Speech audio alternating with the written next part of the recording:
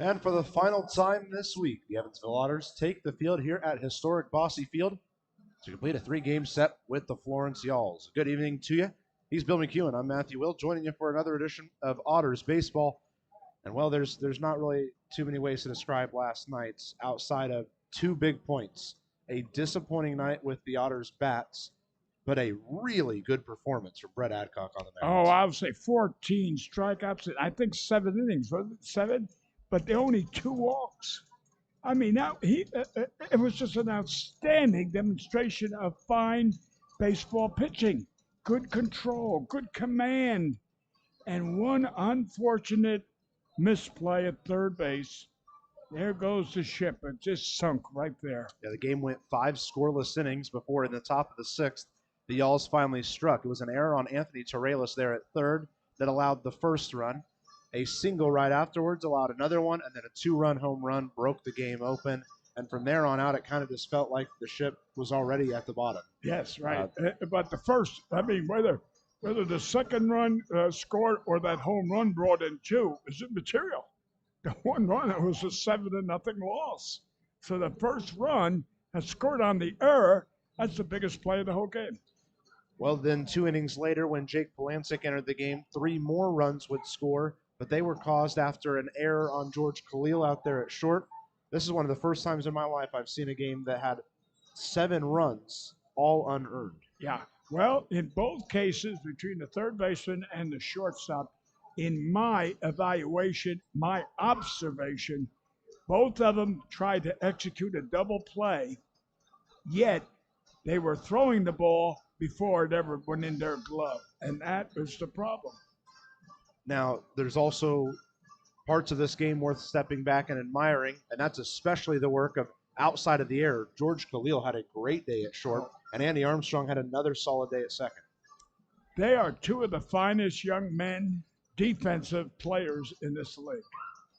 And I know when I first got in this press box, I was an Armstrong man for short because I like his arm, I like his range, I like his soft hands.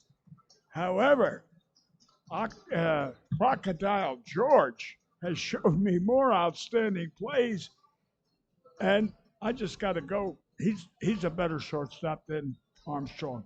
And I think the 2 of them right now, where Andy put them, George on short, Andy on second, I think that's a perfect combination. Absolutely. They have great chemistry out there Yes. as well. Now, the game can't be over without recognizing the quality days by both Anthony Brocato and Brendan Price, who have both upped themselves in those RBI numbers, 42 and 41 respectively. Those 2 know how to bring guys in. Yeah. Hercules got, I questioned the last one, I think, because he got on with an error. But yet, according to the rules, he got credit. But whether it was on an error, whether it was deserved or what, that is a heck of a lot of RBIs. And I just wish we had someone in that same category. It's worth noting a couple of notable things around the league today as we begin through the Fox Sports WIFX Frontier League scoreboard. Charles Riviere got a 6-4 win at New Jersey in a game that was rescheduled all the way back from June 2nd. And then in 10 innings, the Ottawa Titans just barely snuck past the Empire State Grays 2-1. Windy City gets a Day 3 win over Schaumburg, 7-5. Those Boomers will stay at home and welcome this Evansville team to town Tuesday night. Then in the Tri-City Sussex County game, Tri-City turned a triple play, the first one of the season here in the Frontier League. It didn't mean enough for him, though, as Sussex County went on to win 6-2. I'll bounce back to that Windy City Schaumburg game for a second. Chase Dawson of the Boomers hit his 16th triple of the year. That ties the Frontier League's single season record set back in 2006 by a man from Washington. That is a record that will surely be broken, and it could be broken against Evansville this week. In game 2 of their little doubleheader, Trois-Rivières has a 2-1 lead at New Jersey in the 7th inning. And in the bottom of the 3rd, the Quebec Capitales have a 3-1 lead over the New York Boulders. Gateway and Lake Erie just got started. Gateway's got an early 1-0 lead. Joliet, Washington, starting right about the same time we are. And, of course, Florence and Evansville wrapping up the day here in the Frontier League. Let's take 1 second to look through the Frontier League standings as we enter today. It is now Washington back up top in the West Division. And with Evansville's loss last night, they dropped to a game back. Schaumburg, Gateway, Joliet's decided by 2 full games between the 3 of them in 3rd, 4th, and 5th. Lake Erie, Windy City, Florence once again wraps up things there in the West. On the East side, Quebec leading the way, Ottawa a couple games out, and then it's a big gap down to the rest of the field where it is jam-packed between Sussex, Tri-City, New York, Trois-Rivières, and New Jersey. We'll go ahead and take a break. We've got a special interview to be played here on Flow Sports as we get ready for our first pitch here between the Yells and the Otters, concluding their 3-game set on a beautiful Sunday evening from Evansville. Don't go anywhere. First pitch is just a few minutes away.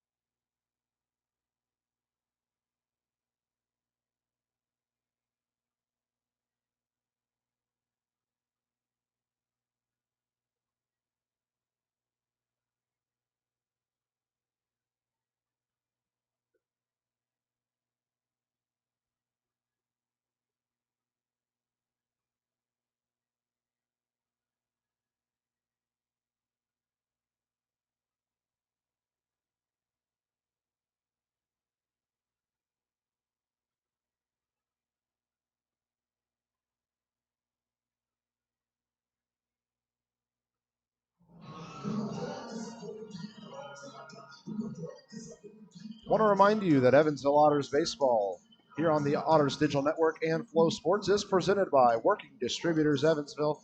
Our thanks to them for being wonderful sponsors of the Evansville Otters. Let's waste no time and introduce you to the man on the mound. Ryan O'Reilly makes his way up to the bump. He is making start number 8 on the season, appearance number 10. He's got a 4-2 overall record. Found a lot of ways to be successful this year, including his last time out against Schaumburg, just 2 runs allowed on 7 hits in just shy of 7 innings. It was a strong performance from him up there on the bump. It's O'Reilly on the mound, Felix behind the plate. That pitcher catcher battery is sponsored by The Answer Auto Repair East. Find all your battery needs at The Answer Auto Repair East. Located at 2319 North Green River Road. Give them a call at 812-475-9000. Here's the men he'll face on that Florence side. Ray Zuberer, Alberti Chavez, and Brendan Price kick things off for the Y'alls. Brocato, Massey, and Johnson fill in the middle 3 for Ethan Stern, Cooper Edwards, and Bryant Flate round out the starting 9. May I add a comment to the broadcast? The Otters are wearing their white jerseys, complete white outfit. They look like the Los Angeles Dodgers. I'm going to bet the ranch that alone will guarantee the Otters a win. O'Reilly finds the strike zone to start off the game. The 0-1 is a swinging strike 2. And like Bill alluded to, full whites with the script blue Otters written across the front, blue numbers on back. They've got the all blue caps with the white fronts. As for the Y'alls, they stick with the all grays with the high red socks, red script Florence on the front, red numbers on the back. An 0-2 stays high, 4-1. And Matthew, I'm a traditionalist. Home team wears white, visiting team wears gray. And that's the way it should stay. That's the way it is in the majors. 1-2 the count for Ray Zuberer. O'Reilly kicks and fires home. That's sent foul. You know, in my book, Ryan O'Reilly did something this year that makes him a guy you want on your team. And that's that for 2 games this year, he wasn't the starter. He was the long reliever to allow somebody else to have the start. He came in, pitched great innings, and in both games, bridged the game enough for the Otters to come back from behind and win the games. Good observation. There's the first strikeout. Ryan O'Reilly will kick the day off with a German-American Bank strikeout. If you missed it last night, we've got a new Otter at the top of the strikeout echelon. 14 Ks for the kid, Brett Adcock. That's a single-game record here in 2022 for the Otters. I mean, Adcock was just in complete command all night. Unfortunately, one mishap destroyed a great performance. Alberti Chavez comes to the plate now. First pitch to him. Stays low and inside for ball 1. Walk you through the defensive alignment for the Otters. Baez, Gordon, Mcnamee, left to right across the outfield. Good to have Elijah Mcnamee back out in the starting 9 for the Otters. As a 1-0 comes home and is sent foul back up the middle. It went off his foot. The infield for Evansville this afternoon, J.R. Davis at third, George Khalil at short, Andy Armstrong at second, Steven Sinsley at first. Zach Bierman is the DH. We'll get through the full starting lineup for the Otters in the bottom half of the first.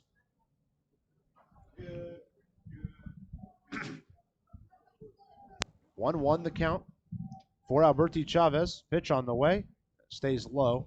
Counts out at 2-1. You know, I didn't look at the scorecard to see who was playing third, but I was watching the third baseman throw over to first base. He got that little skip before he throws. I said, uh-oh, that's JR playing third. Whether he's on second or third, he's got to have that little skip before he releases his throws. The swing on the 2-1 evens the count up at 2 balls, 2 strikes. Still no one on and 1 out. And there's a beautiful breeze coming through this window. 2 balls, 2 strikes. Ryan O'Reilly looking for back-to-back Ks to start off the day. The 2-2 pushed out towards right field. Mcnamee will take a couple of steps before letting it go well foul. Otters have a chance to win their 8th series at home today. But I tell you what, they've played very well here at this ballpark, yet to be swept here at Bossy Field. And every time that they're in a series, they make sure it goes at least 3 games. 2-2's low and away. I'm going to ask to refresh your memory, but didn't we have a while back 1 or 2 of our pitchers actually strike out 5 of the first 6 batters to start a game? I'd have to take another look. A 3-2 swung on and missed, and Ryan O'Reilly will go ahead and get 2 to start off his game. Yeah, I thought we struck out the side in the first, and we got 2 in the second. It would just take a little bit of look back for me. Yes, I'll see what I can well, find. you're the research man. You do an excellent job. And I know when they were teaching that course in college, I kind of was sick, so I skipped it. Brennan Price at the plate now with 2 outs and no one on. First pitch to him. Stays low for ball 1. And I actually had the pleasure last night to receive a message and talk back and forth a little bit with Ray Price, Brennan Price's father. Oh, really? Who texted into the show and let me know a little thing. Oh. I will have to wait to talk about that. Line drive towards Armstrong, brought in for out number 3. And with that, we head to the bottom half of the first inning. We've played 1 half. Florence, 0. Otters coming to play.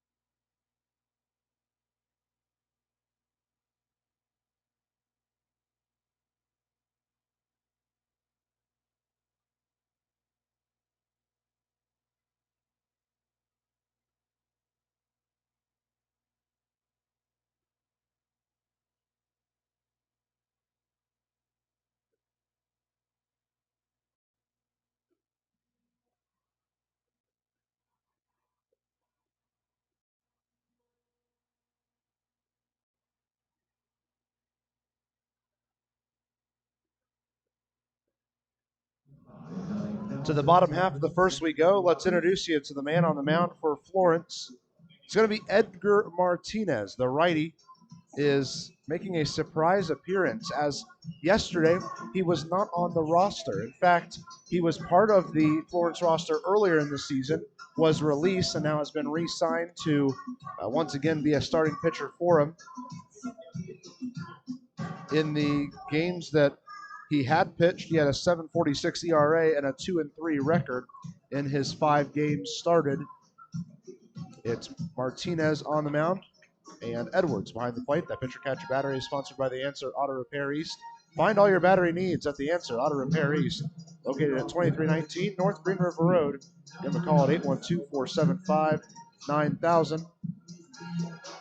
Here's the men he'll be facing for Evansville. Elijah Mcnamee is the Edward Jones leadoff hitter of the game. Miles Gordon and Zach Bierman round out the top 3. J.R. Davis, Steven Sinsley, and Jeffrey Baez in the middle 3.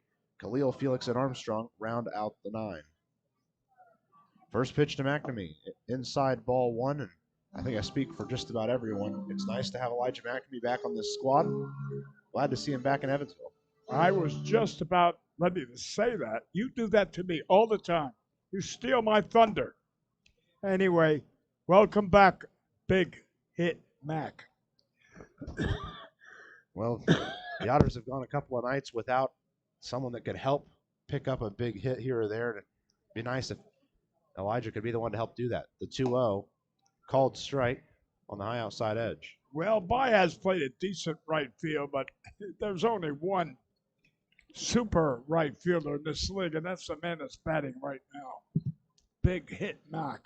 The 2-1 to Mcnamee. Sent out towards center field. Zuberer takes a few steps back towards the warning track. He totally misplays the ball. It falls behind him.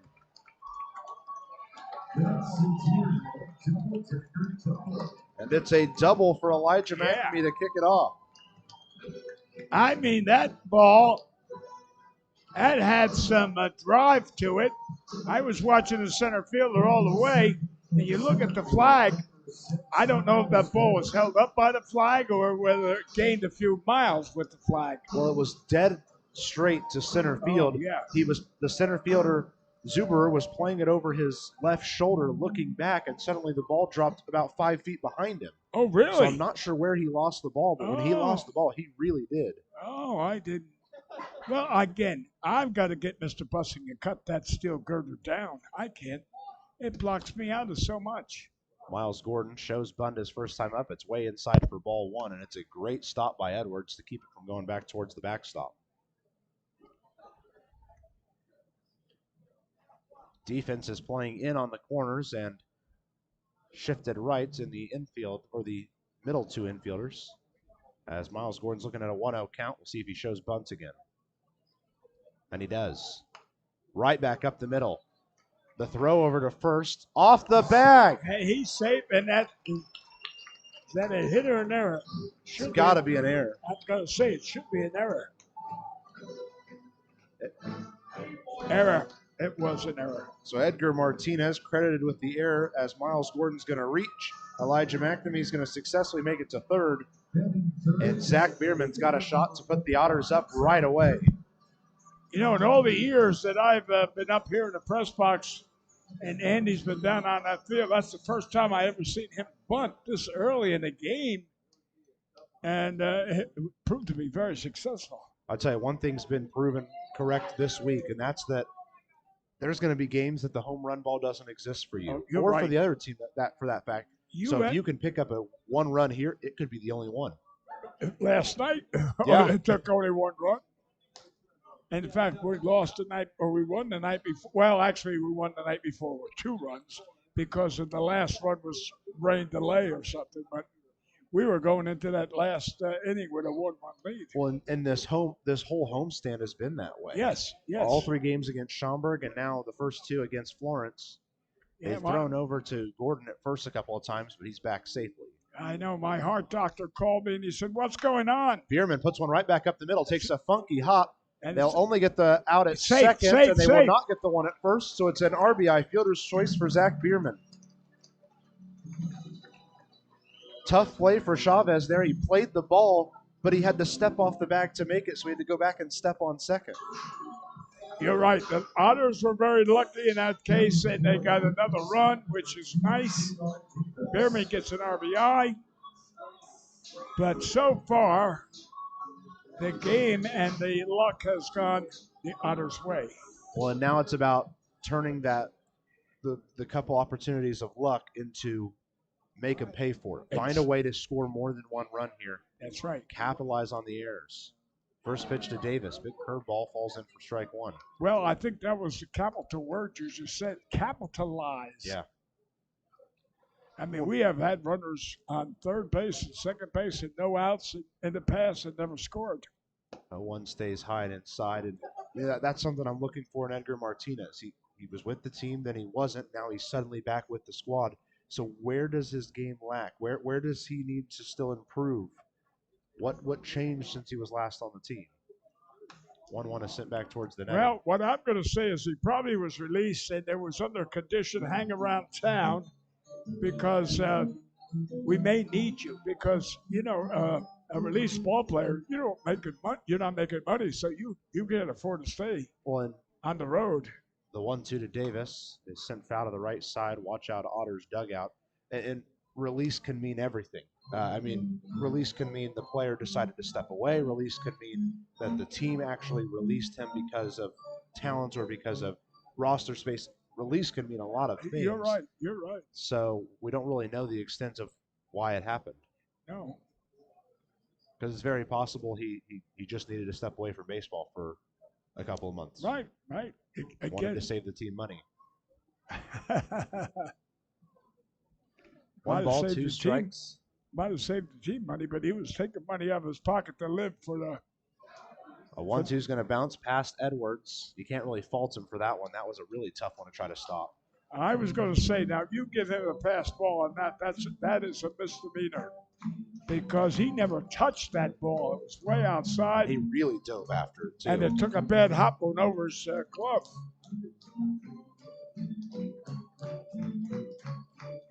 It put Bierman in scoring position.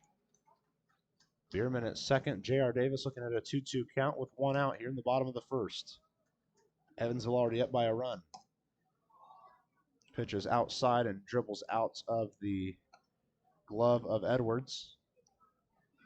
Well, the Otters don't have to worry about one thing. That's getting shut out this evening. Oh, that's right. That is right. When they have a total of only 3 or 4 hits last night? 4 total, yeah. 4 total? 3 balls, 2 strikes to J.R. Davis. I like when the Otters wear those white uniforms, the home uniforms, white shirts, white pants. We'll try on the full count pitch to Davis, and they're going to step off and look back towards second. Yeah, I think the only person who probably doesn't like the full white jerseys is probably Benny, who has to put in the work to clean them. Yeah. Well, he's got that big washing machine down there. The 3-2 coming home just outside. Ooh. Davis is going to work down first on a walk. I can't understand how JR could have taken that. That was, my God, so close. Steven Sinsley heading towards the plate now. Batting in the 5-hole this evening and playing first base. You know, we know Bierman can play the outfield first and DH. And Sinsley, I guess first base is the only position he can play, that and DH. So if Bierman's... First pitch to Sinsley. He half swings at it. I think they're going to call it a strike. Regardless, it does get past Edwards, and both runners advance 90 feet. I would call that a strike, and I'd call that a pass ball, too. J.R. Davis and the shortstop Alberti Chavez share a fist bump and a smile out there at second base as he walks in up there. They are saying it was a swinging strike. Yeah, it was. I agree. So it's an 0-1 count for Steven Sinsley. 1 out, runners at second and third, and with it, Price is going to move in over there on first base. The 0-1 coming home to Sinsley. Called strike at the elbows.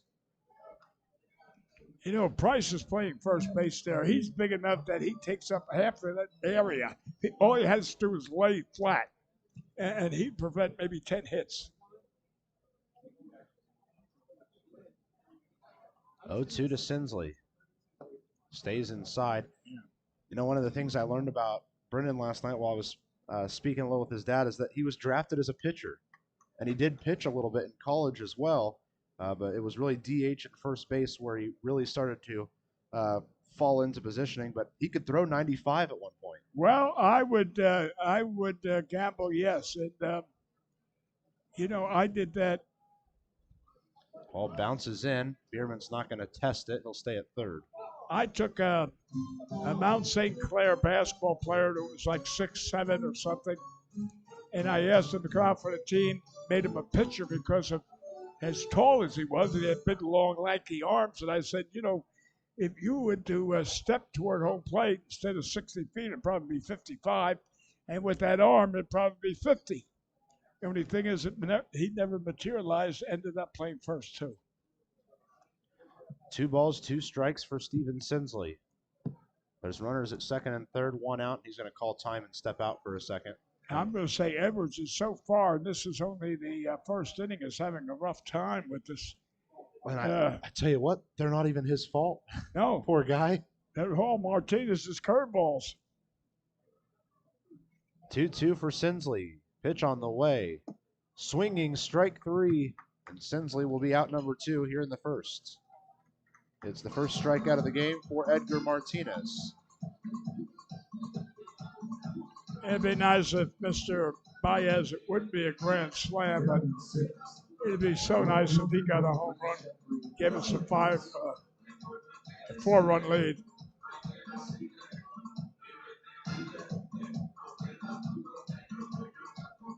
Baez making his way to the plate, playing left field this evening. And as we stand right now, Jeffrey Baez batting .271. Davis stands at second. Bierman stands at third. There's 2 outs here in the first. First pitch is low and outside for ball 1. Otters conclude their 6-game homestand today. They'll head to Schaumburg for the next 3, and they're right back here for a Friday, Saturday, Sunday series against Washington. Tell you what, that these next 6 games are big Crucial. games. I mean, this is the 6 where you can start to show the league what kind of team you are, and that you're going to be a team that has to be worried about all season long. Yep. They say money ball players. 2 balls, no strikes for Jeffrey Baez. Pitch is headed his way. Swinging strike 1 on a low outside pitch. You know, Baez goes after an awful lot of those low outside pitches. And if you notice, his bat doesn't reach that far. So either he has, if he's going to chase that pitch, he better move up in the batter's box. The 2-1 to Baez. Swinging strike 2. Otters trying to add a little bit more to their already successful first inning. We've got a furry little friend joining us here in the press box this evening. Oh, yeah. It's a dog days of summer here at Bossy Field, so we've got plenty of dogs out there in attendance as well. Swinging strike 2 evens the count up. Oh, they just had it updated. It is a swinging strike 3. Yep, strike 3. Ends the first inning. Otters do score 1, however, and take an early lead here. We head to the second inning. Otters up by 1.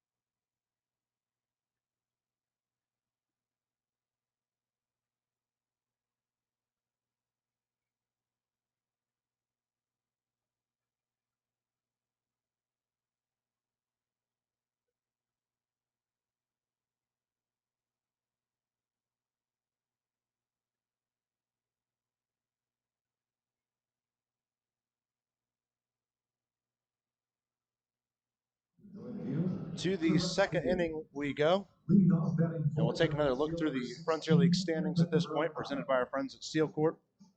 Otters did fall back into the 2 position in the West Division. Washington still leading the way in the West. Schaumburg, Gateway, Joliet really tightly packed in that middle 3. Lake Erie, Windy City, Florence all a couple of games back. Quebec still leading the way out in the East. Anthony Brocato, one of the league's best RBI men, starts off with a called strike 1. The 0-1 headed his way, and it's just off the edge of the bat, off towards the Otters dugout.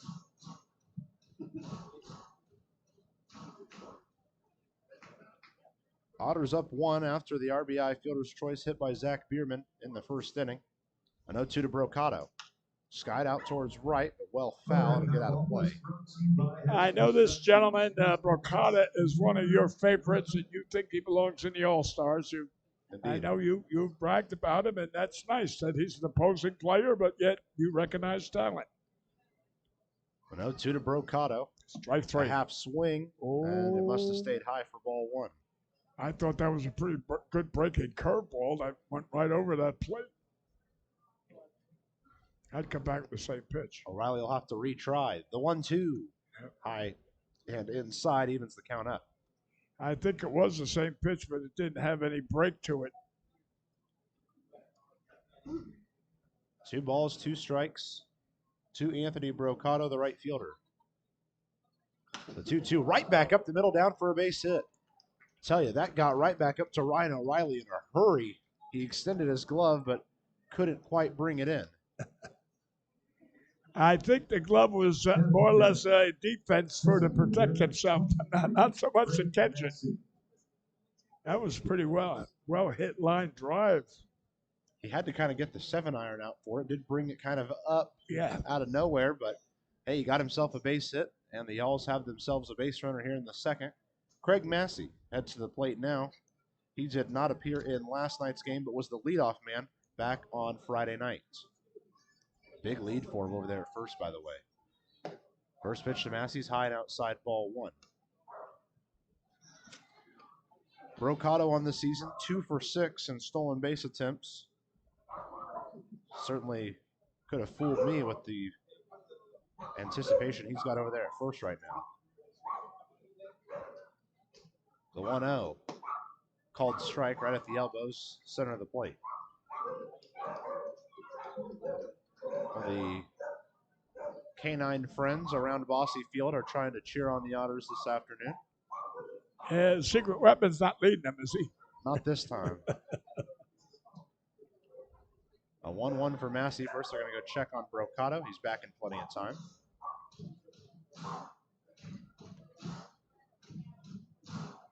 Yeah, dog is a man's best friend, so they're always welcome. 1 ball, 1 strike to Massey. Hit sharply to the right side. Long run for Armstrong. He won't quite get there. Rounding second's going to be Brocato. Mcnamee, the throw to third is offline just a hair. And as Brocato slid into third, he is in a lot of pain. Well, now I'm just going to make a critical statement. People are not going to like it, but I don't care. Where was O'Reilly? That nearly got by the third baseman, and if so, a run would have scored because O'Reilly wasn't over there to back up until the last minute. We'll go ahead and step away while the trainers come out and have a look at Anthony Brocato. A tough slide into third, and they're going to take a closer look at it. We'll let you know what they find out right after this. Florence trying to put some pressure on here at the top of the second. Well,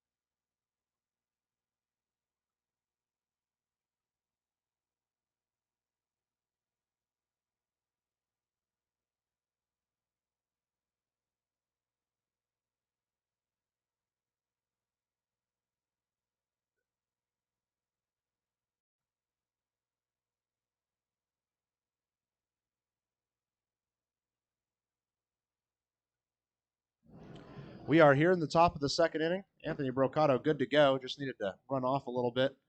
Would be surprised, or would it be surprised, I guess, if at some point in this game he does step aside, if he has some pain lasting in there. But for right now, there's runners on the corners and no outs for Axel Johnson, who hit a 2-run bomb last night. Pitch to him, sent out towards right field. Mcnamee chasing back towards the warning track. At the wall, gone! A 3-run home run for Axel Johnson has given Florence the lead. Well, that was a right back at you inning for Florence. Yep, and Johnson hit one of those last night as well. Well, you can't knock the effort from Elijah Mcnamee. He climbed the fence out there and hung there trying to put himself as close as he could, but he was still probably 8 or 10 feet short. Oh, yeah. I mean, I saw him climb the wall. Ethan Stern makes his way to the plate. Bases are empty. Florence now leads 3-1. Showing bunt, and it falls outside for ball 1. Man, you finally are in a place in this series where you feel really comfortable. An early 1-0 lead, an inning you played really well in, and just like that, they get it right back from you. Oh, yeah. Ball sent towards Armstrong on 2 hops. He'll play over to first in plenty of time, finally, for out number 1. Well, we saw that happen last night. Dakota was pitching brilliantly. One mishap, and there went the ship down to the bottom. The important thing here is now how can Ryan O'Reilly respond and get himself back in the driver's seat after the 3 straight base hits. Cooper Edwards, the catcher, at the plate now. Batting .275 as we enter today. The first pitch to him, a hair inside for ball 1. I played with a pitcher from Cleveland, Ernie Kristoff, Greek boy, and his father owned a restaurant. And 1-0 is a called strike. You asked what O'Reilly needs to do. Well, Ernie was out there. That wouldn't have phased him. That home run would not have phased him because Ernie was of the belief he threw so hard. The 1-1 goes high and inside. It's off the glove.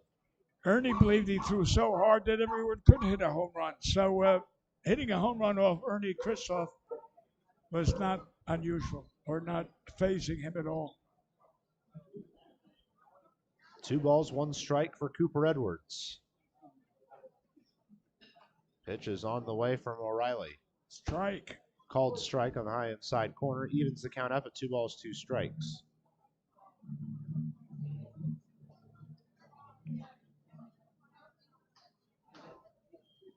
The 2-2 to Cooper Edwards with 1 out and the base is empty. Swinging strike 3, one that Edwards chased. The throw down to first is in time for out number 2. It's the 3rd German American Bank strikeout of the game for Ryan O'Reilly. Number 1, Bryant Flatte. Bryant Flatte, the 9-hole hitter for Florence, heads to the plate now.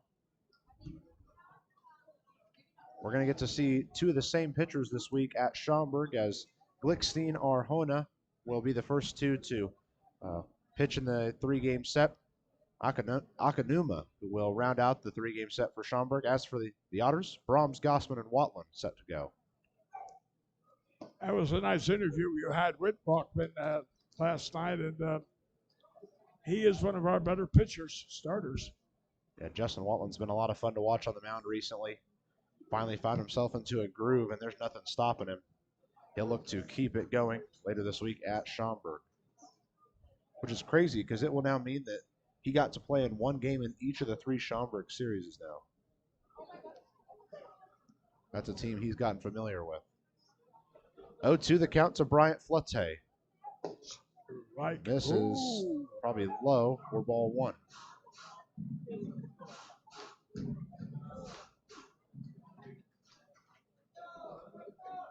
One ball, 2 strikes to Bryant Flatte. Bases are empty. There's 2 outs. 1-2 is high and outside. Forte wiggles that bat, doesn't he? I mean, I never seen so many batters that wiggle the bat. See, look up, constant. That means he's nervous. The 2-2 stays high, probably eye level there for ball 3.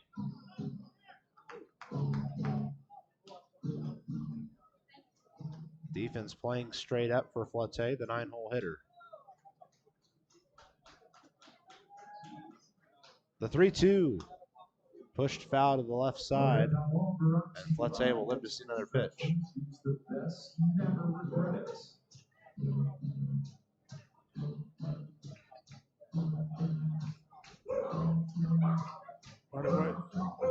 Looks like the ball must have bounced back into play. It rolled down off the roof. Oh, okay. So they've got that picked up, and now we are ready to go on the 3-2.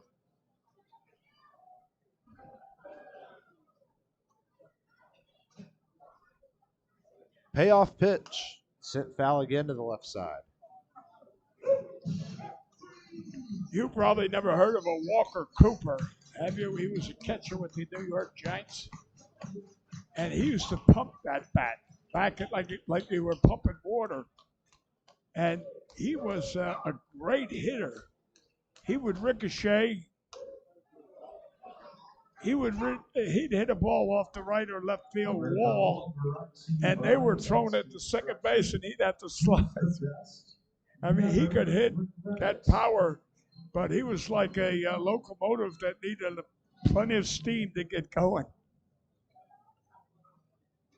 3-2 count for Bryant Flette. The pitch on the way to him. Again, fouled off to the right side. He had a brother named Mort. Mort Cooper was a pitcher. He was the catcher, just like Dizzy Dean had a brother. It was St. Louis. They were famous. Dizzy and I can't think of the other brother's name. But Dizzy was, I always contributed myself to Dizzy. 3-2 again fouled off. Wonderful at bat from Bryant Flette. Really controlling things well at the dish.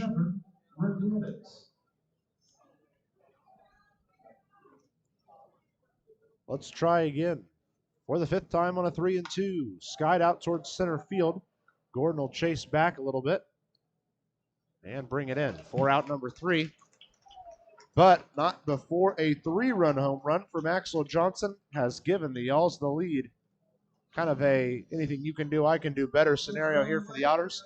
They'll look to even it back up in the bottom half of the second. Khalil, Felix, and Armstrong due up.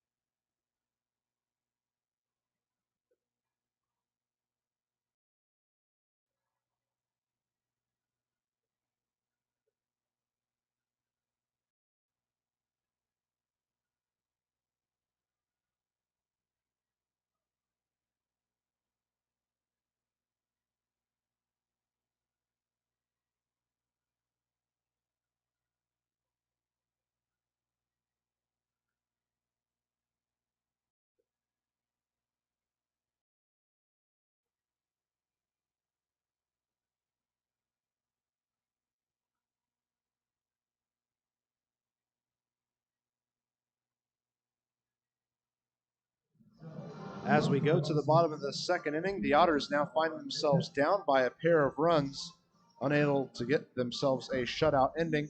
But they're going to have Khalil, Felix, and Armstrong due up. 3 guys more than capable to get a run started. George Khalil will kick off the half inning for the Otters. In his last 10 games, he's batting .357. Not bad for the Australian. No, not as bad, but the RBIs, he's contributed some vital RBIs in the last couple of weeks. First pitch to him is a called strike on the high corner. In fact, of the 10 hits he's picked up in the last 10 games, 3 are doubles, 3 are home runs. Yep. 7 RBIs in 10 games. Gotta love it. An 0-1 falls a bit inside and low. The count evens up at 1 ball, 1 strike.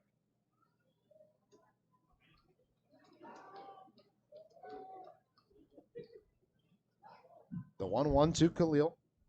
A half swing. Yes, he did. And it's a strike 2 that puts him back in the count. Well, you notice on those half swings, as I always talk about hitting, you got to rotate those hips. If you notice on the half swings, those hips are rotated. And you can't stop the body once the hips are rotated. 2 balls, 2 strikes. Now to George Khalil. Bases are empty, as is the out column. The 2-2 stays a bit high for ball 3. Big curveball never really got its final break. Yep. I've never seen so many hitters whether they're Otters or opposing hitters. 3-2, zoom to the left side. It's off the body of Flete. The throw over is still in time, however, for out number 1. Good composure there from Bryant Flete to find that ball at his feet, get it up, and get it over in time.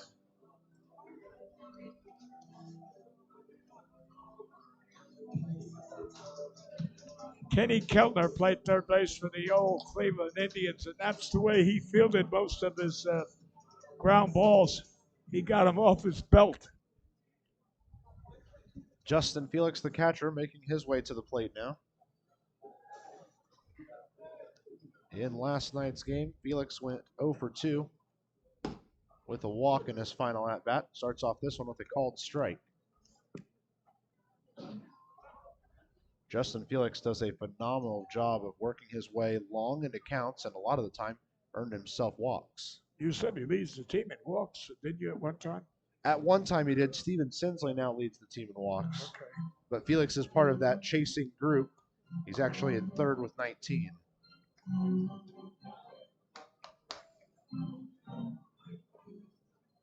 No balls, 2 strikes for the catcher, Justin Felix. He's dug in and ready to go. Edgar Martinez fires home on the 0-2 outside for ball 1.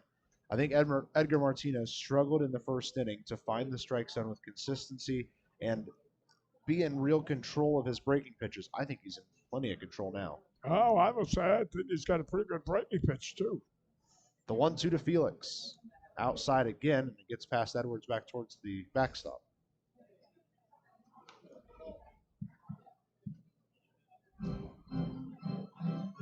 Two balls, 2 strikes to the catcher, Justin Felix. There's 1 out, nobody on in the bottom half of the second in a rubber match of this series.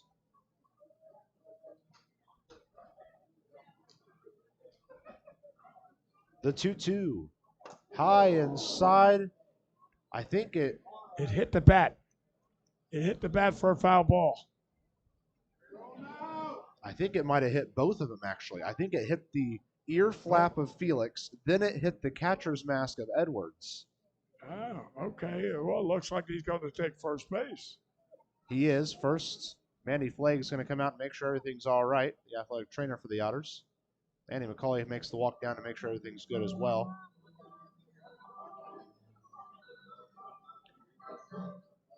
He's handed everything off, and he's right now it looks like he's just trying to tell him I'm good to go. A smile for Manny McCauley, and he sends him on down to first. That's something you hate to see anybody hit in the head. It could be just a glancing blow, and it could be a paralyzing blow. Well, and part of that is also Felix probably just taking a second to make sure he's got his bearings set before he tries to walk.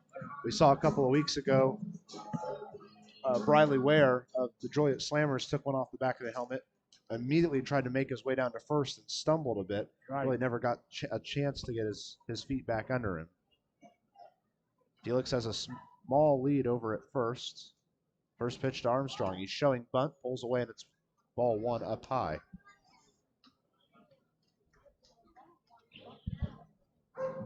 You see, Armstrong's got most of those third basemen now playing in on the grass because of his attempted bunts, which gives him better opportunity to drill a ball past him because the third base is limiting his range. Throw over to first to check on Felix is not in time. Felix is able to slide in. The 1-0 outside, 2-0 count now to Armstrong.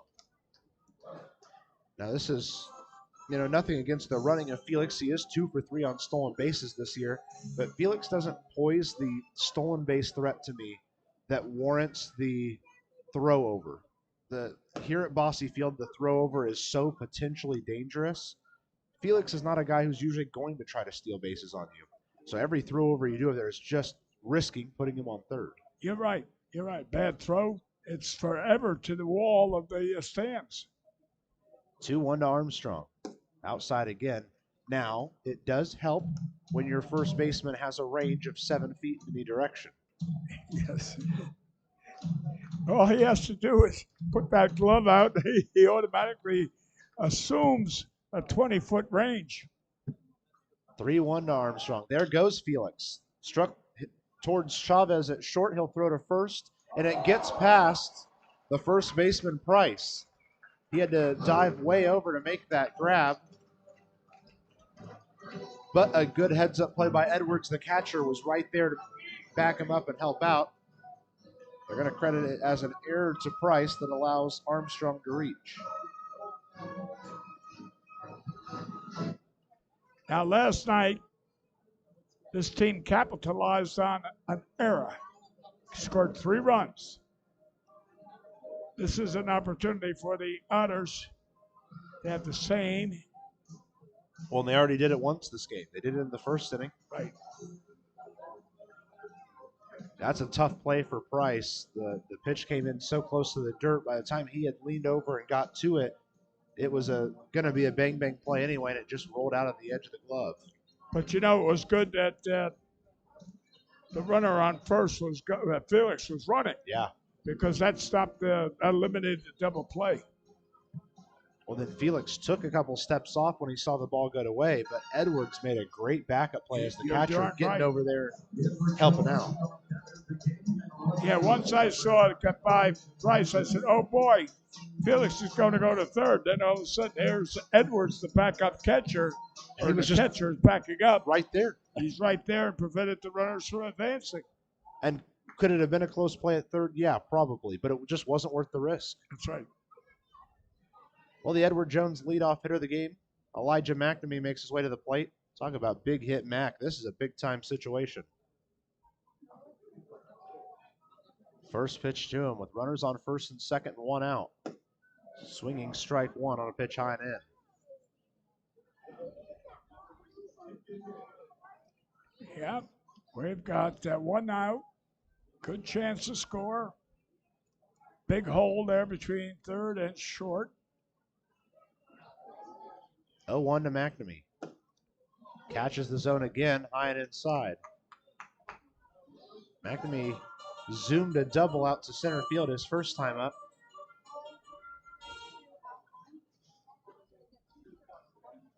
With another strongly hit ball to the outfield, 2 would probably score as Armstrong's got quick legs there at first.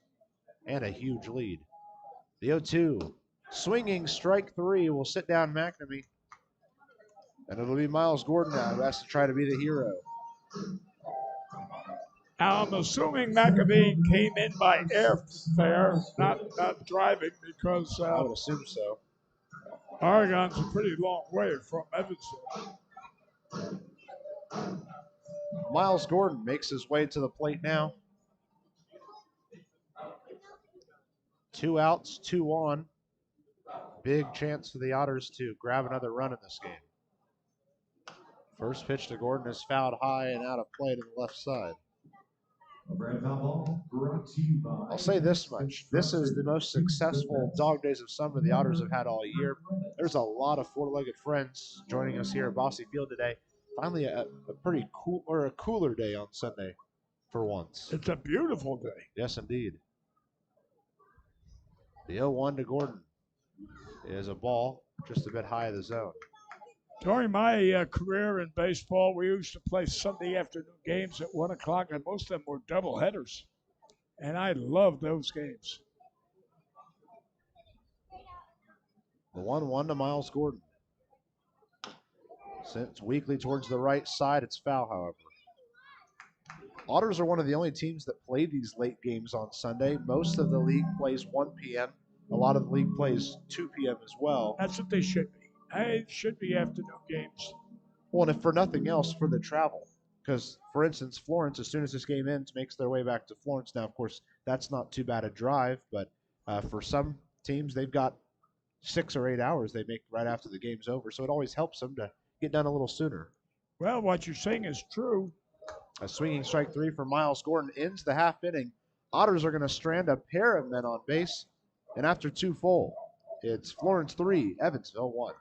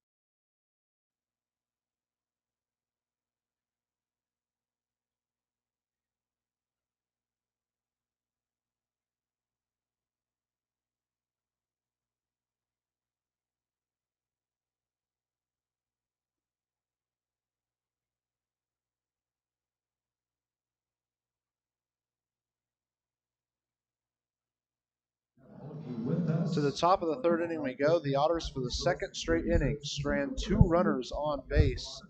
And this time we're not able to capitalize on the error committed by the Alls. That feels like one of those scenarios we might be mentioning at the end of the game. Well, I tell you what, if you can't score when you got the opportunity, you're not going to win many ball games. You don't get a lot of opportunities to have men in scoring position and not bring them home.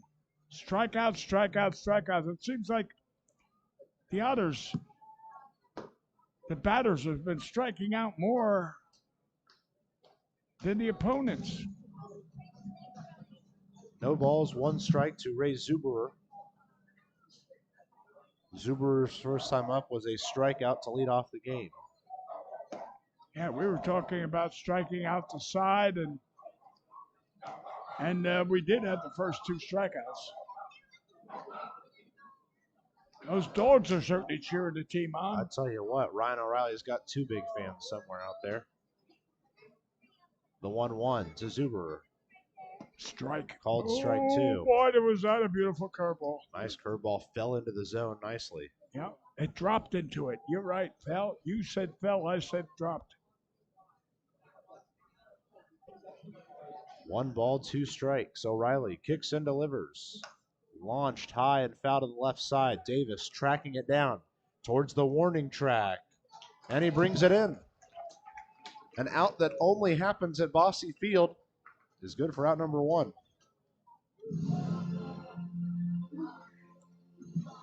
It brings up the shortstop Alberti Chavez, who also struck out his first time up. Alberti Chavez. Defense will make its way to basically straight up positioning all the way around.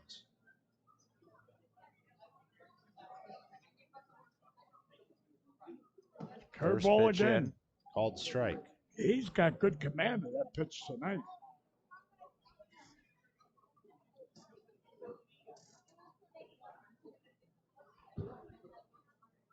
The 0-1. Put towards Khalil at short. He'll play it on 3 hops. The throw to first is accurate and in time for out number 2.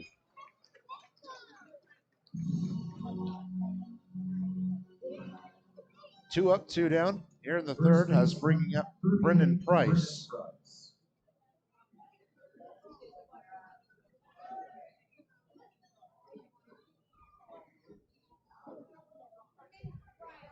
Price's first time up, he lined straight at Andy Armstrong. He hit that ball so hard when Armstrong caught it. I thought Armstrong was going to end up in right field. That's how strong that hit was. And the first pitch is in for ball 1, a bit outside.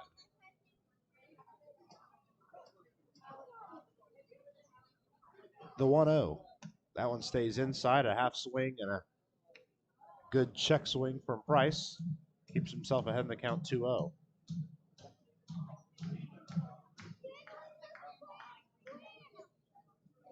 Two balls, no strikes. As Brendan Price readies himself at the mount or at the plate. 2-0 is in there for a called strike on the outside edge.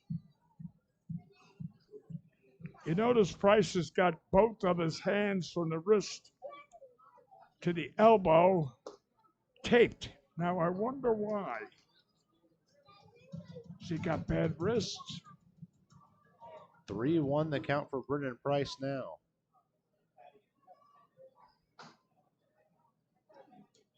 Pitch on the way outside.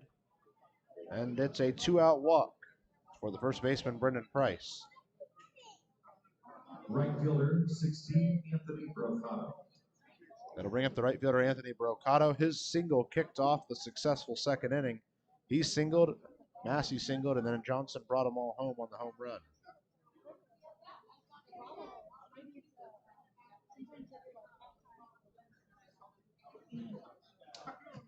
So there's a runner on first and 2 outs. Anthony Brocato ready at the plate. Launches one high and foul to the left side. Davis chases over towards it, but it carries its way out of play. Best construction, choose the best. Never regret it. So the count goes to 0-1 now for Brocato.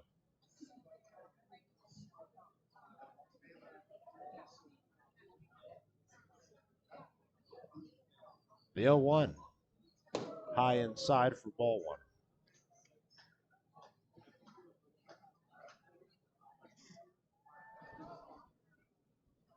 O'Reilly taking his time, staring down the man at first, and now fires home on a 1-1 pitch. Swinging strike two, and I tell you what, Brocato was way out in front of that. You call that. I was going to say, was that off speed? Because he was way, way outside. That kind of looked like the slider from O'Reilly. He just kept breaking towards the outside. Yeah.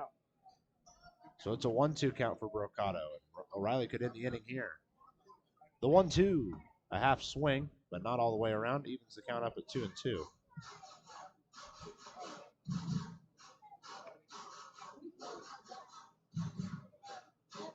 See, now you've thrown Brocato nothing but curveballs, and he's leaning. You want to come back with an inside pitch because he's probably looking for that outside curveball again. 2-2 the count to Anthony Brocato. The pitch on the way to him. Foul or sit on the ground to the left side. Davis makes the play. The throw over to first is in plenty of time for out number 3. And after 2.5 innings, the Alls are holding on to the 3-1 lead here at Bosse Field.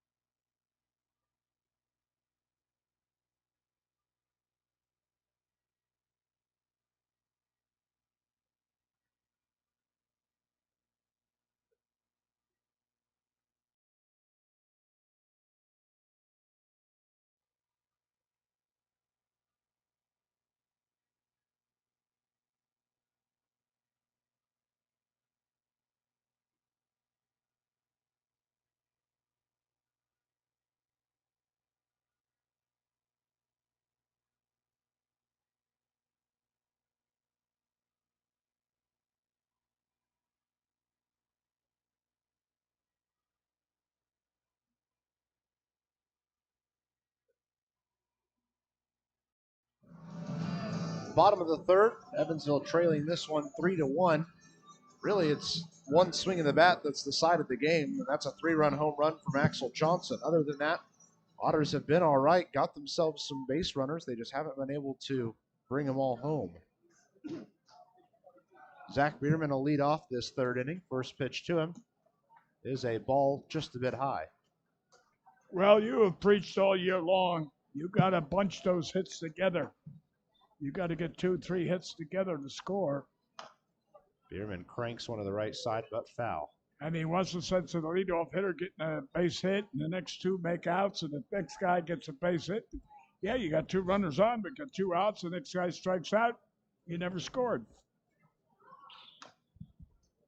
1-1 to Bierman is fouled back towards the netting. I think the one that hurts the most was in the first inning. Zach Bierman had made his way to third with just 1 out, and they couldn't sacrifice fly him home. Yeah. Pitch works outside, and the count evens up at 2-2. You know, I always remember when I was batting and I had a runner on third. That's all I was asking for. I'd say, "Dear Lord, let me just get a sacrifice fly." I wasn't looking for a hit. I was always looking for that RBI to drive him in. Bierman lifts one high and foul out of play. Count remains at 2-2.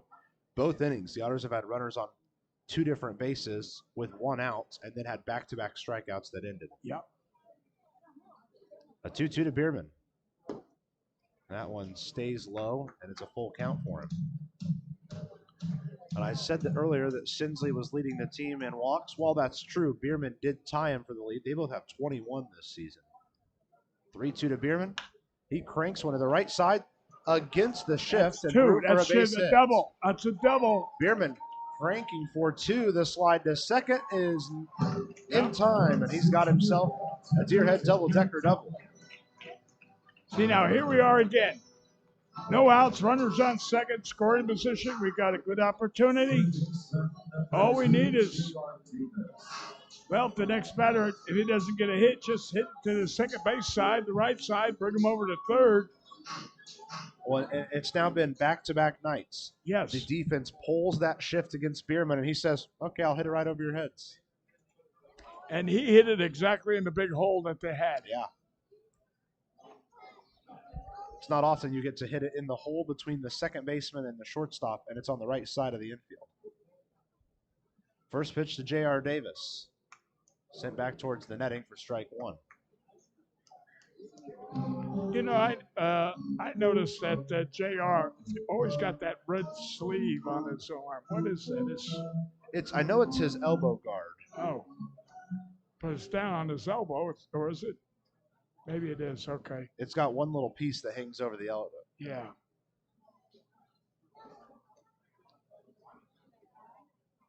Yeah, I'm guessing it's red because he did spend a lot of time a couple of years ago in the St. Louis organization. Okay. But then just 2 years ago, he played for Washington here in the Frontier League, so it's possible that he really liked the fit of it and didn't want to change colors. Sends one chopping to the right side. It's misplayed by the pitcher. The throw over to first is in time. A snow cone catch for Price. They just barely got that out. I'm going to say anyone else maybe wouldn't have gotten that. But whatever it is, it moved the runner over to third. So it's a great play on JR. Now, Sinsley, all he does do is hit a fly ball, bring that runner in. Absolutely. Don't take third strikes.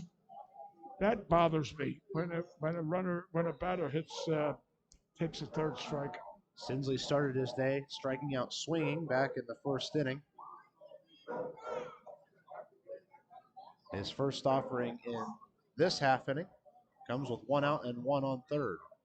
First pitch to him, swinging strike one. He swung right over the top of that breaking pitch. Yes, he did. And I mean, there is a hole between third and second.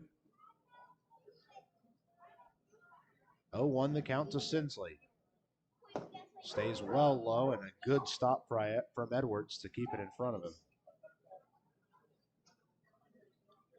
So with Mcnamee coming back to the team, obviously the Otters now do have 3 available bats on the bench if they were be needed in the game. They've got Tanksley, Torrelas, and Buckner all available just in case today. 1 ball, 1 strike to Steven Sinsley. Pitch on the way to him. Big curveball and a late called strike from home plate umpire David Bailey. I was going to say, that looked like a strike, and I guess it wasn't. Then all of a sudden the umpire had a delayed call. But that looked good when it come across the plate. 1-2 to Sinsley. Sent right back up the middle. Played by Stern at second. The throw to first is in time. But with only 1 out, it scores the run. Another fielder's choice RBI, and the Otters are only down by 1. Right, and it had to be on the right side, and he did. He executed well, and the Otters are down by 1. Well, you know, the Otters have now proven that they can lead the league in home runs, which they still do, or they can get at you 1 run at a time with the small ball like they've done this week. A good team can beat you in multiple ways, and that's what the Otters are trying to do. That's a championship team. You're right. Baez at the plate now, leans over the first pitch, which is a ball 1.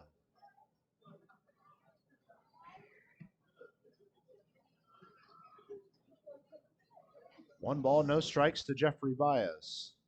Zooms the next pitch towards the shortstop Chavez. He makes an easy play, and the throw over to first is in plenty of time for out number 3. Not before the Otters score a run, though, on an RBI fielder's choice from Steven Sinsley. We've played 3 full. Otters only down by 1.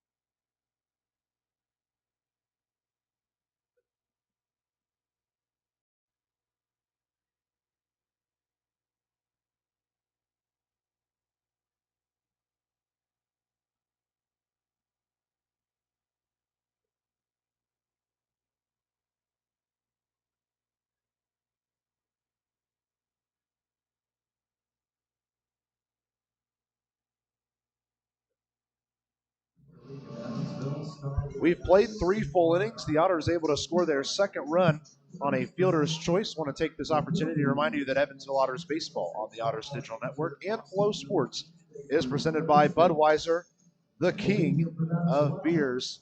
Ryan O'Reilly and the Otters take back to the field. I was really happy with Ryan O'Reilly's third inning. I thought he came back after the tough second inning very well. Yes, I'll agree with you. And may I go back to another point you were making earlier about Sunday afternoon baseball? You know, it also gives the players a chance to enjoy a meal at 5 or 6 instead of 3 or 4 or 11 or 12. Yeah. Craig Massey leading off the inning for Florence. First pitch to him is a called strike. Tomorrow, I'm sure the players will enjoy. They get their first day off in 2 weeks after being used to a Monday off and then 6 days of games, then Monday off, 6 days of game all season long. This is the first week they haven't had that same schedule. 13 straight days with games. I'm sure the team will be happy to have a day to kind of unwind before they head to Schaumburg. A hard hit ball to the left side by Massey gets him on base. By the last week they played July 4th, which is a Monday. They played in Gateway.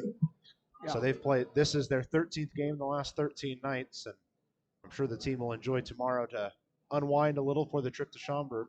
Then, of course, next week they've got the All-Star break. Well, one of our advertisers in Don Mattingly's sister's restaurant serves a very, very good pizza. So I won't advertise it. First pitch to Axel Johnson stays high, ball 1. For years, when the Otters would play and I'd get out of here, my wife and I, after the game, we'd always go down and enjoy a pizza. And you'd be surprised how many other Otter people would be there with us.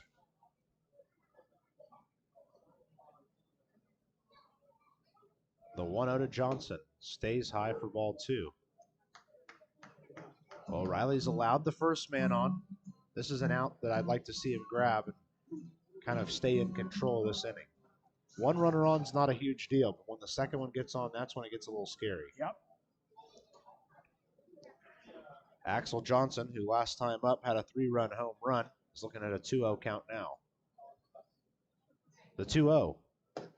Again, high outside, it's ball 3. And he only had 4 home runs coming into this series, and he's got 2 here. Well, any guesses on where the 3-0 pitch is going to be? I hope it's down the middle. A 3-0. Right there. Called strike on the outside edge. 90% of hitters are going to take a 3-0. Typically, it's the ones who are trying to hit all the home runs that like to swing on the 3-0. That's right. And for 12 years, I've been watching Andy give the go-ahead to batters with a 3-0. A 3-1 is sent foul back in. And now Johnson's looking at a full count. And I've yet, in 12 years, waiting to see any one of them get a base hit. Not a home run, but a base hit. It's generally called, a swinging strike, a foul ball. But I've never seen Otter batter get a base hit with a 3-0 count. 3-2 the count here to Axel Johnson. Looks like he might be running. And O'Reilly fires home. It actually hits Johnson on the knee. Although it doesn't look like they called it a hit by pitch. It's actually just ball 4. Yeah. And I don't think Felix would have had a chance of throwing the runner out. He had a real good jump. So the Otters might have benefited. Well, it looks like the former USI man, Bryce Studeville, is going to start throwing in the bullpen for the Otters here in the bottom half, or the top half of the 4th inning. Did you say USI? Yeah. How many USI guys do we have? I believe just 3. Oh. All of them are pitchers. Yeah, I know they're all pitchers, yeah. Actually, it's 4. Oh, really? 4 now, yeah. Stern, beautiful bunt right back up the middle. Played by O'Reilly off his hand, and he will have no outs. Base hit? Base hit or base hit, yeah. It's an And infield bunt base hit for Stern. The bases are loaded, still no outs. When, that's last night we had 2 errors because the fielders were trying to throw the ball before they got it. Here we have O'Reilly. I mean, easy play at first. He was throwing it before he ever had it. We've got to go back to basic baseball 101. You've got to have the ball in your hand before you can throw it. I think he wanted to try to get to second for the double play, and everything moved a little too quickly for him. I thought the play was first base, and that's it. First pitch home, stays low, ball 1. I believe I see secret weapon down here now. Right here in front of our section has made it to the ball game.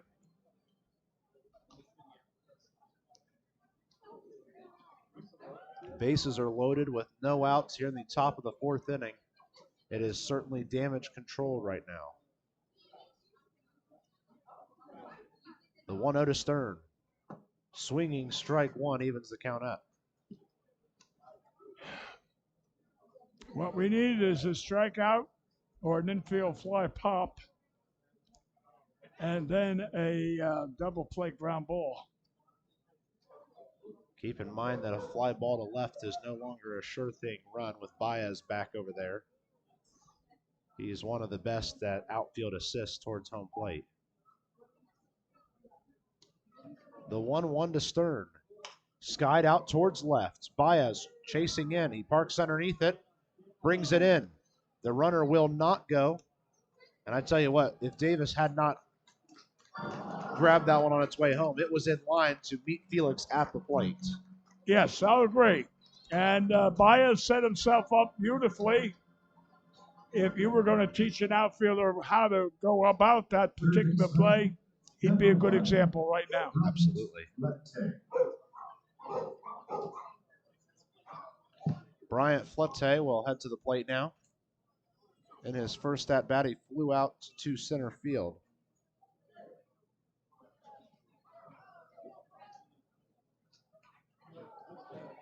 Well, now the double play could end the inning for you. Yeah. 1 out, bases loaded for Ryan O'Reilly. First pitch home to Flete. Called strike on the outside edge. Another later call for David Bailey. Bryant, how many did hit foul off last time up? Maybe 5 or 6. Yeah, I counted balls. 5 just on the 3-2, and I think one of them there was an extra one on the earlier parts of the at bat. Yeah. Regardless, he earned that out. It was a Exactly. quality out. Time is called by Flete as O'Reilly had asked for signs once again. Now everyone will reset.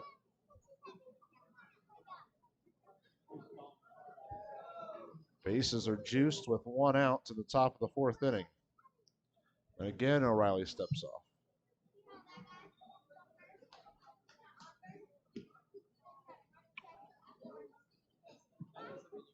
It's Bryce Studeville warming up for the Otters out there in right field right now.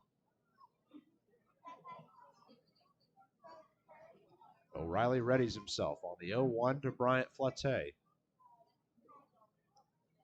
Pitch is a swinging strike 2. Flete was just behind that pitch. Oh, yes, but he was trying to grow for the grand slam. Boy, oh boy. 0-2 the count to Bryant Flete. 1 out, bases loaded. Top of the 4th inning. Big pitch here for Ryan O'Reilly.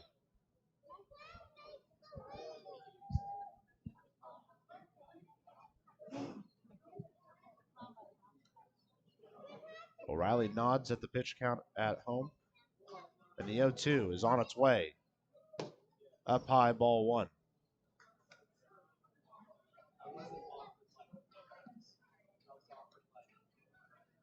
There is still a breeze that's been here most of the day, blowing in from left field, basically. Now, Massey's on third. He's not taking any chances. I'm watching him. The lead he takes, the moves he makes, and he is playing very, very defensive. The 1-2 to Flete. Zoom to right field, down for a base hit. 1 run's going to score. 2 runs are going to score. Just getting the ball is Mcnamee. It's a 3-run double for Bryant Flete. A huge play for him. And just like that, the lead is 6-2. And that might just be the end of the day for Ryan O'Reilly. And indeed it is. We'll take a break and introduce you to the replacement right after this. Here on the Otters Digital Network and Flow Sports, the Owls now up 6-2.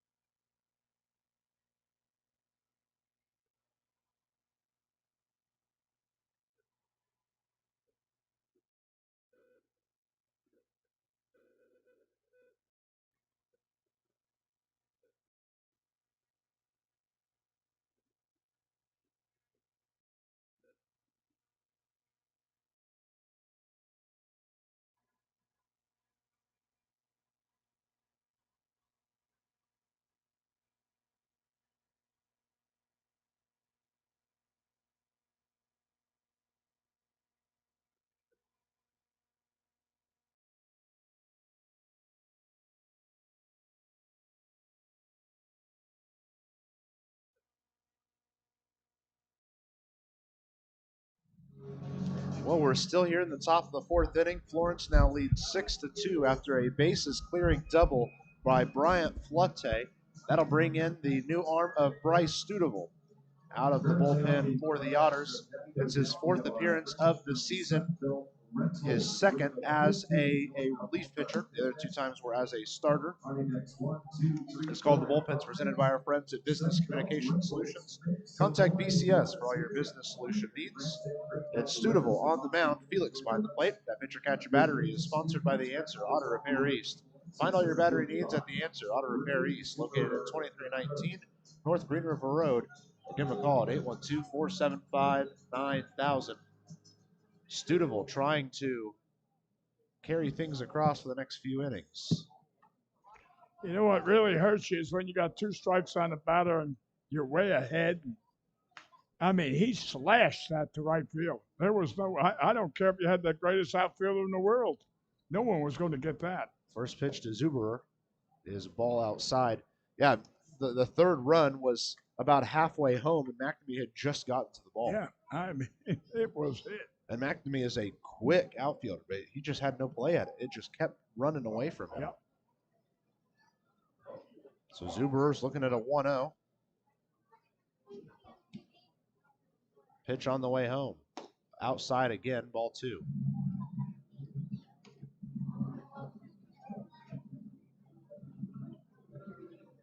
Defense is playing in double play positioning, as that gives them a pretty good shot to at least get the outs. I guess that's the left side of the infield. The right side of the infield's playing pretty far back, actually. Well, Armstrong looks like he's on the edge of the grass, the outfield grass, unless he's on the lip of the infield. I'm not sure. Another pitch high and outside has Zuberer out to a 3-0 count lead. We don't need runners on. Studeville fires home on the 3-0, and it's ball four on the outside edge.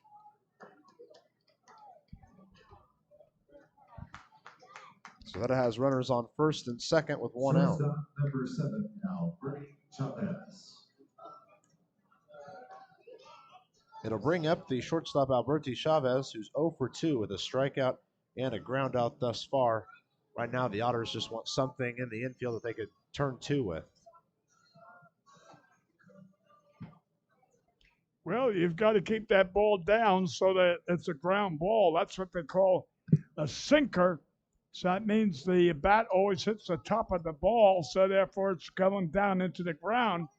compared to hitting the upper part, and it's a fly ball.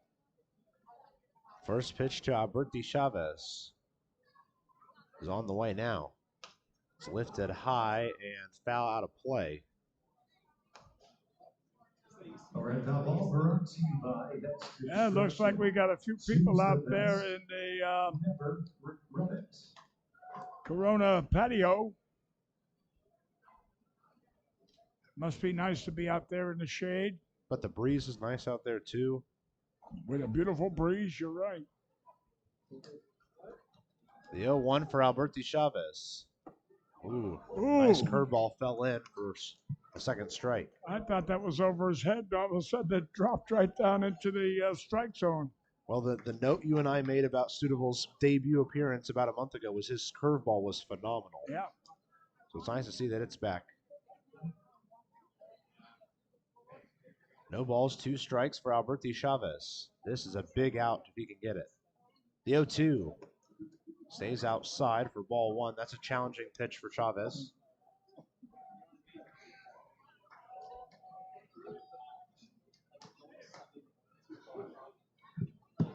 Studeville was a starter for the University of Southern Indiana this spring, a 4-4 record in his senior year, 5.49 ERA across 57 innings. Ready for the 1-2 to Chavez. Push towards Khalil. He makes a play on the run, steps on second, gets the force, or I guess the retreating run, and that's good for a double play that ends the inning.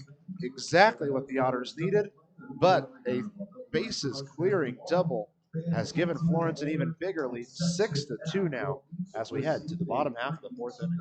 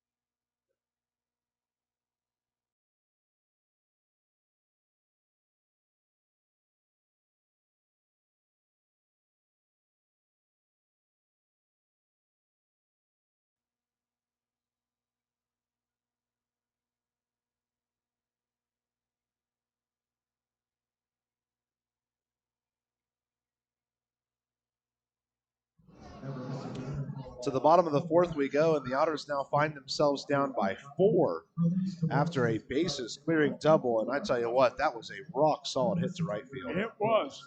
Now, in between the innings, there was a mystery that we needed Dick Tracy investigation. When Martinez went out there were 2 baseballs on the mound. He didn't know which one to use. So he threw one to the catcher who gave it to the umpire. But how did 2 baseballs ever end up on the mound when the inning ended on the double play? Think of that now. Where did that extra baseball come from? First pitch to Khalil is a called strike.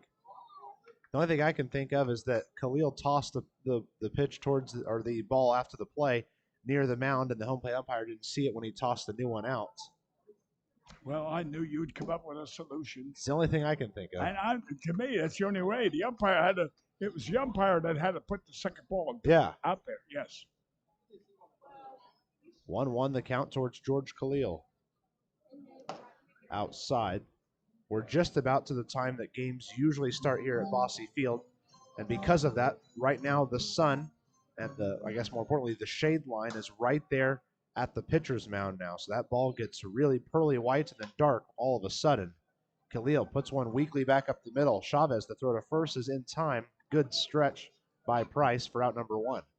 Yeah, a little harder hit ground ball, and that goes into center field as a base hit, but it was too slow for the shortstop, allowing the shortstop to go into short center, field that ball. It seems like this weekend things aren't going the Otters' way. Yeah, and that's that's just baseball. Yeah, I know it. Otters got game 1 under their belts, but then fell last night 7-0 and now find themselves down 4 runs. We're in the 4th inning. This is still a very manageable game. Yeah. The Otters just need Studeville to give them a couple of scoreless innings on the pitching side of things. Well, let's take what would happen if it didn't rain that night. Who knows? They might have come back in the 9th inning and scored 2 runs. Absolutely.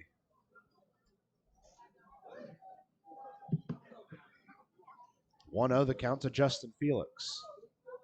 Skied out towards shallow right. Actually, it's behind home plate.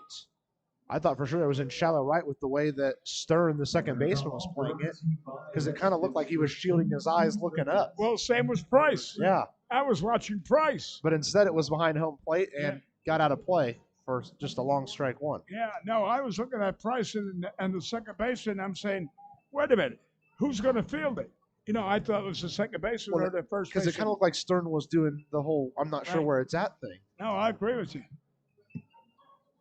Well, regardless, it's just a 1-1 count for Justin Felix now.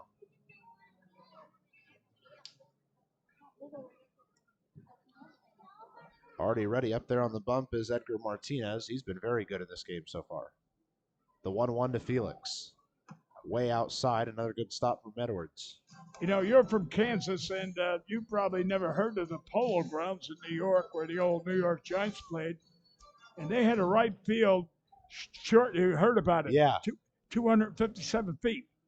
And Frankie Fish, a former major leaguer broadcaster, one night was describing, he said, there it is. And the right field is going back, it's going back, and it's going back. And then, the second baseman fielded it.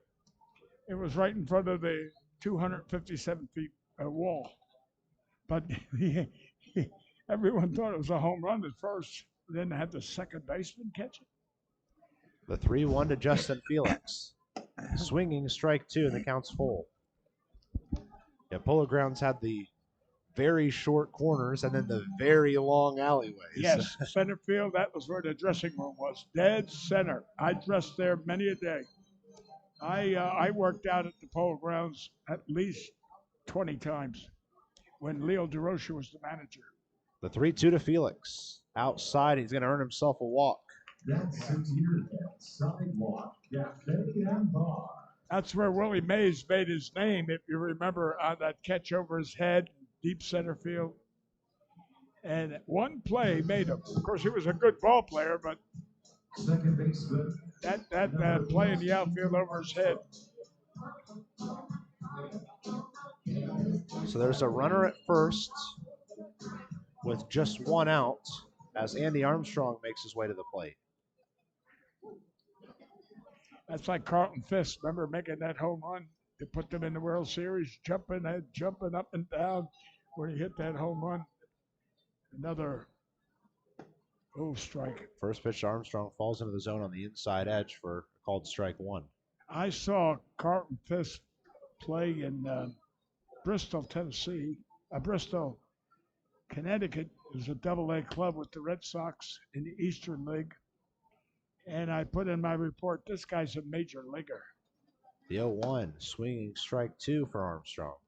And next year he was the starting catcher for the Red Sox. Ended up his career with the White Sox, but he spent maybe, 10, 15 years in the majors as a major league catcher. The 0-2, a swinging strike 3. The off-speed got Armstrong, and there's 2 down. And I'm going to repeat myself, but you've got to bend over and reach as far as you can to swing at a pitch. It's out of the strike zone. Poor Andy. I don't care if he had a sailor's oar. Couldn't have hit that. Back to the Edward Jones leadoff hitter of the game, and Elijah Mcnamee, who is 1 for 2 with a double and a strikeout so far. First pitch to him here, high for ball 1.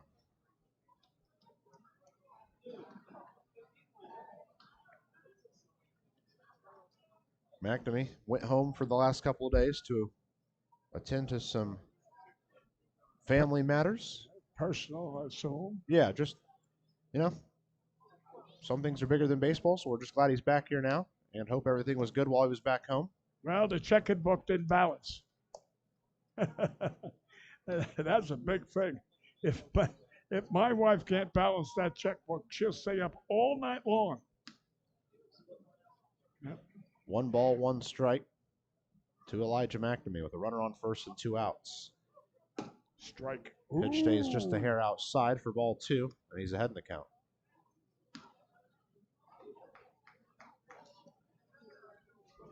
The last time Mcnamee appeared in a game was all the way back in the Schaumburg Boomer series on that Wednesday night. He had himself a 2-run home run in the game. And Martinez just executed a wonderful, sharp breaking, biting curveball that Big Mac went reaching for. And again, this guy's exhibiting a good curveball. 2-2s outside. Another great stop by Edwards over there. You'd fool me if you told me Cooper Edwards was a first-year rookie playing pro ball. Yeah, with the way he stopped some of these pitches in the outside batter's box. Yeah, he's a first-year rookie. He's got good agility as a catcher. The 3-2 to Mcnamee. Runner going. It's pushed to the right side, foul out of play. I think you use the word lateral movements all the time. You know, when you see those coaches throwing balls in the dirt for catchers to block, you never see them throw them away from home plate. They're always over plate, and yet that's where the weakness is. It's away from the plate, not over the plate. We'll try again on the 3-2 to Mcnamee. And stepping off was Martinez. Yeah, and Hercules. There goes Felix. The ball is put a little bit closer to play, but still fouled out of play to the right side, and it's still a 3-2 count for Elijah Mcnamee. Well, he said, if I'm going to go down, I'm not going down without a fight. Well, I'd like to see him. I'd like to see him get a base hit. He's a little under 300 in the batting average, but he's probably the best defensive outfielder in the league. The 3-2 put straight at Chavez at short. He'll pick it up. The throw over to first is in time, and the inning ends. A one-out walk will not come back to do anything for the Otters. And after 4 complete innings, it's Florence 6, Evansville 2.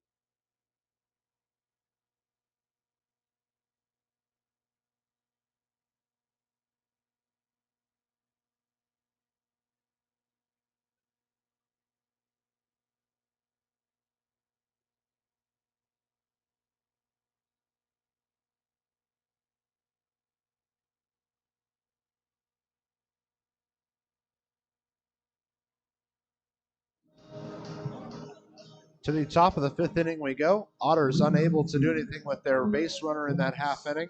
First baseman, And we head to the fifth inning where we're going to see Brennan Price, Anthony Brocato, and Craig Massey. This is a chance now for Studeville with nobody on base coming in for a fresh inning to show what he's made of. He has not appeared in a game since the 24th of June, so it's been a few weeks. Well, he's got that University of Indiana, Southern Indiana, screaming eagle wave before he delivers his his pitches in between innings. Starts off with a ball to Brendan Price, the 1-0 on the way home. Called strike at the low edge. A little delayed on that call, too. It looks like that flight is a little more brisk, isn't it? A little bit now, yeah. Harder breeze. A 1-1 to Price. Bounces in for ball 2.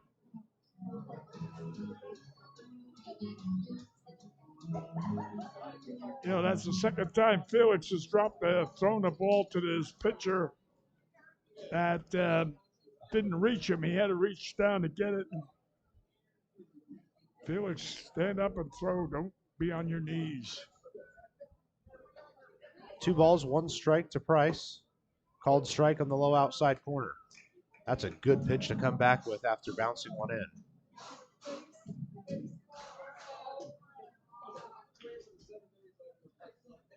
You know, I'm surprised this guy doesn't have 30, 40 home runs already. The 2-2 pushed out towards left field. Baez, a little bit of a run for him towards the shade, and he brings it in for out number 1.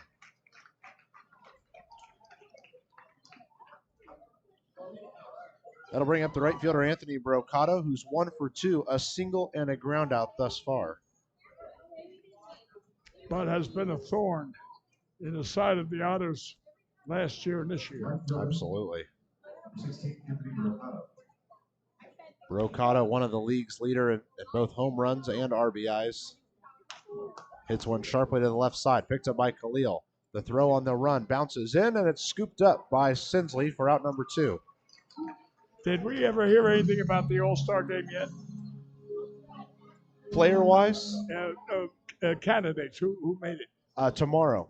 Tonight is all the voting closes at midnight tonight. Tomorrow's when they announce the teams. Okay, so. okay. I'm glad you mentioned that, though. Keep an eye on the Otters' social media all day tomorrow, as soon as we know, you will know. And we'd love to have you help us congratulate those guys who get the call. Well, I certainly will be watching the computer, I'll say that. First pitch to Anthony Brocato. Outside for ball 1. Another way that you could keep up on it is by signing up for the Evansville Otters e-newsletter at evansvilleotters.com and clicking join our e-news. That way you get in your email inbox every single piece of news from the Otters all year long. A 1-0 stays high for ball 2. This is Massey. Yeah, Craig Massey, who's Batting. 2 for 2, a couple of singles so far. Yeah. The 2-0 towards him. That's Called a strike on the outside edge. You know, what did we have last night? You said we had 5 hits? Ended with 4. Ended with 4. Here we are tonight. As of now, 2 hits. A 2-1 sent chopping towards Armstrong. On a couple of hops, took a weird one on him, but he's still able to get it to first in time. For out number 3, a quick, efficient inning there for Bryce Studeville. And with it, we head to the bottom half of the 5th. Otters still trail by 4.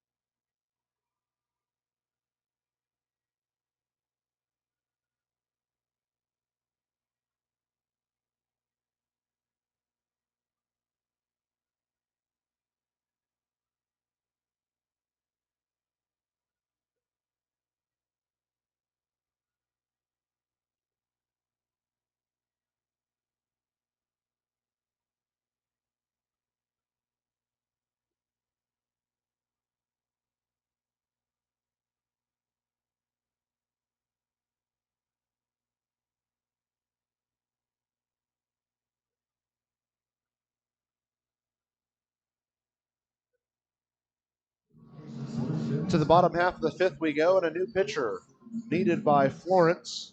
They'll bring in Kent Kleiman, the lefty out of Williamsburg, Virginia, a first-year pro out of North Carolina State University.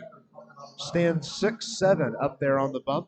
This call to the bullpen is presented by our friends at Business Communication Solutions. Contact BCS for all your business solution needs. Kleiman on the mound, Edwards behind the plate. That pitcher catcher battery is sponsored by the Answer Auto Repair East. Find all your battery needs at the Answer Auto Repair East, located at 2319 North Green River Road. Give them a call at 812-475-9000. I wonder if Mr. Price and this young man pitching now, if they ever played basketball or football. I mean, with their size, many years ago in New York, it was a Catholic school, Cathedral something.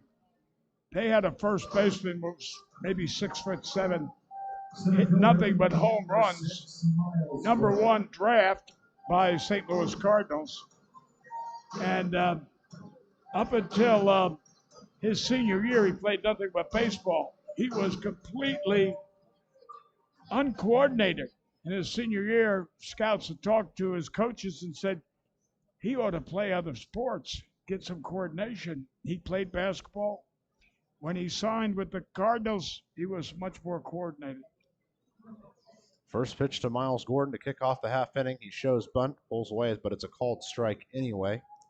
Go through the final line score for Edgar Martinez, who I thought was phenomenal in this game tonight. He went 4 complete innings, giving up 2 runs, only 1 earned on 2 hits. He struck out 5. Yeah.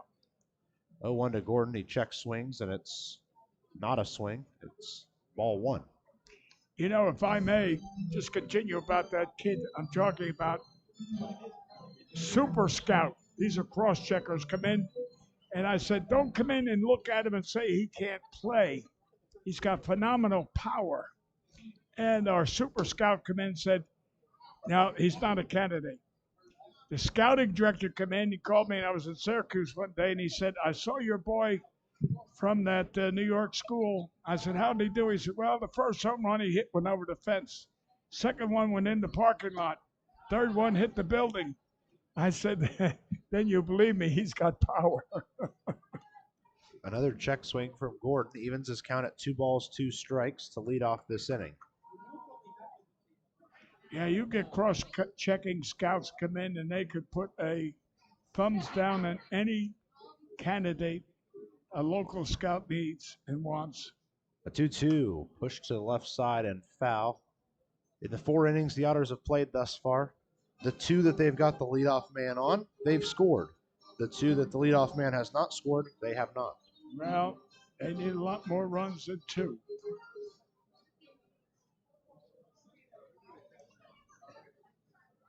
Two the count for Miles Gordon. Strike. Called strike 3 on the outside edge. Strike. And it's the first strikeout of the day for Kent Kleiman.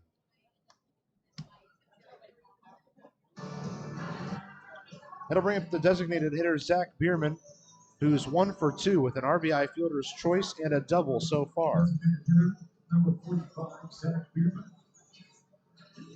Now there goes the shortstop playing right back at second base.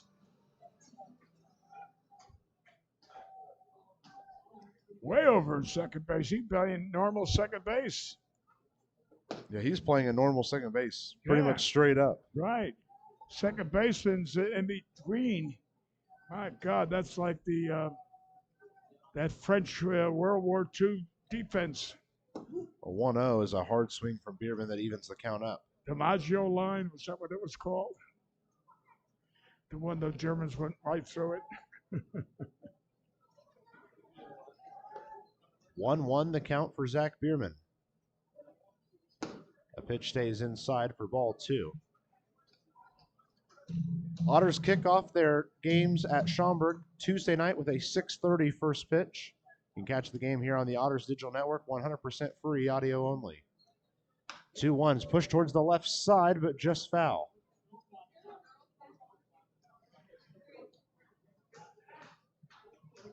And then on Wednesday, the game at Schaumburg is an 11 a.m. day game. So keep really? that one on the schedule.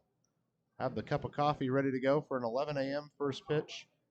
there from Schaumburg, and then the series concludes Thursday evening with another 6:30 first pitch. The 2-2 to Bierman, and it hits him on the side.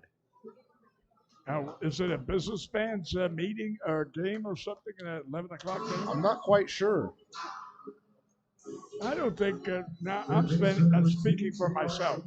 I don't think they're successful at all. Those business afternoon, 12 o'clock games. How many people can close their business to come to a game? And the other people are working, so you're not going to have anybody at the game except kids. J.R. Davis to the plate now with 1 on and 1 out.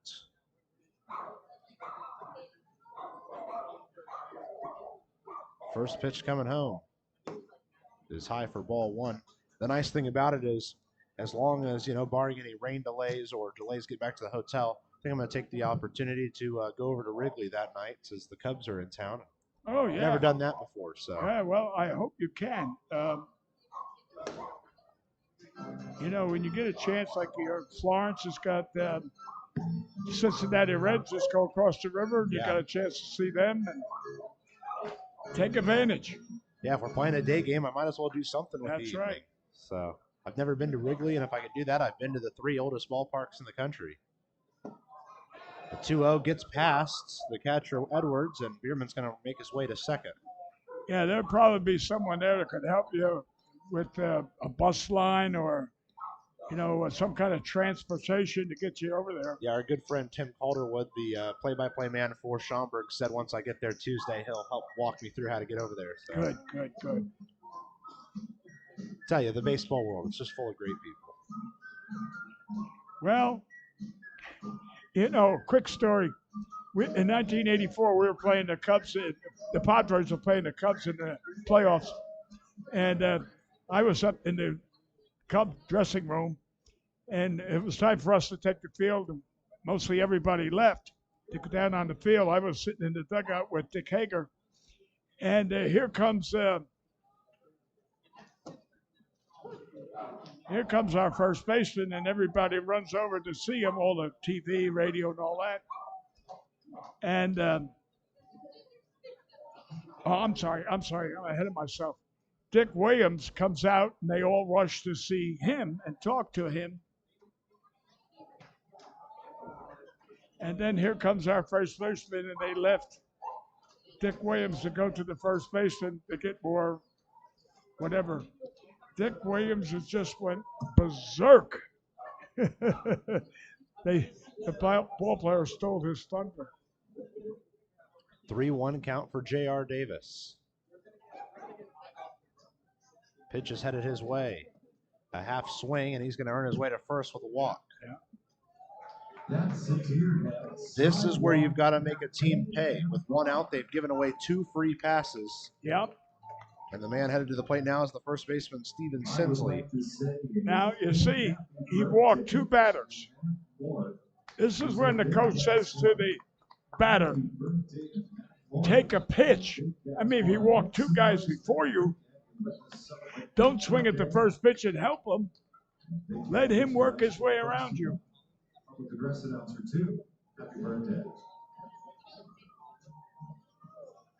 Steven Sinsley waiting at the plate as there was a quick meeting up on the mound. Looks like we are ready to go now. Steven Sinsley on the day is 0 for 2 with a strikeout and a fielder's choice, but the fielder's choice has an RBI attached to it.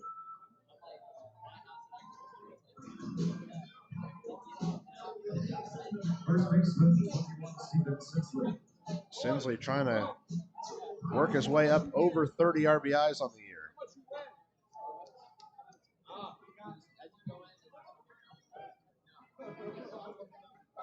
Long wait up on the mounds by Kent Kleiman. Fires home on the first pitch to Sinsley. It bounces in for ball 1, and a great stop by Edwards to keep it in front of him. Yep. So now, like I say, you were up there swinging. You could have taken and swung at that thing. It was a low ball. Instead of being ball 1 to be struck 1. Take a strike.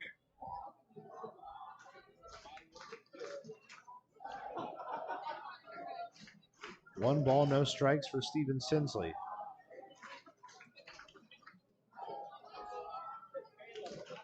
The 1-0 is swung on and missed by Sinsley. See, that's what I mean. That was ball 2. Actually, it looks like it was foul tipped back towards the glove. Regardless, it is strike 1. Yeah, but it should be ball 2. Low outside. No need to swing at it. Bierman stands up on second with 1 out here. Otters trying to one by one work their way back into this game. The 1-1 to Sinsley stays low for ball 2.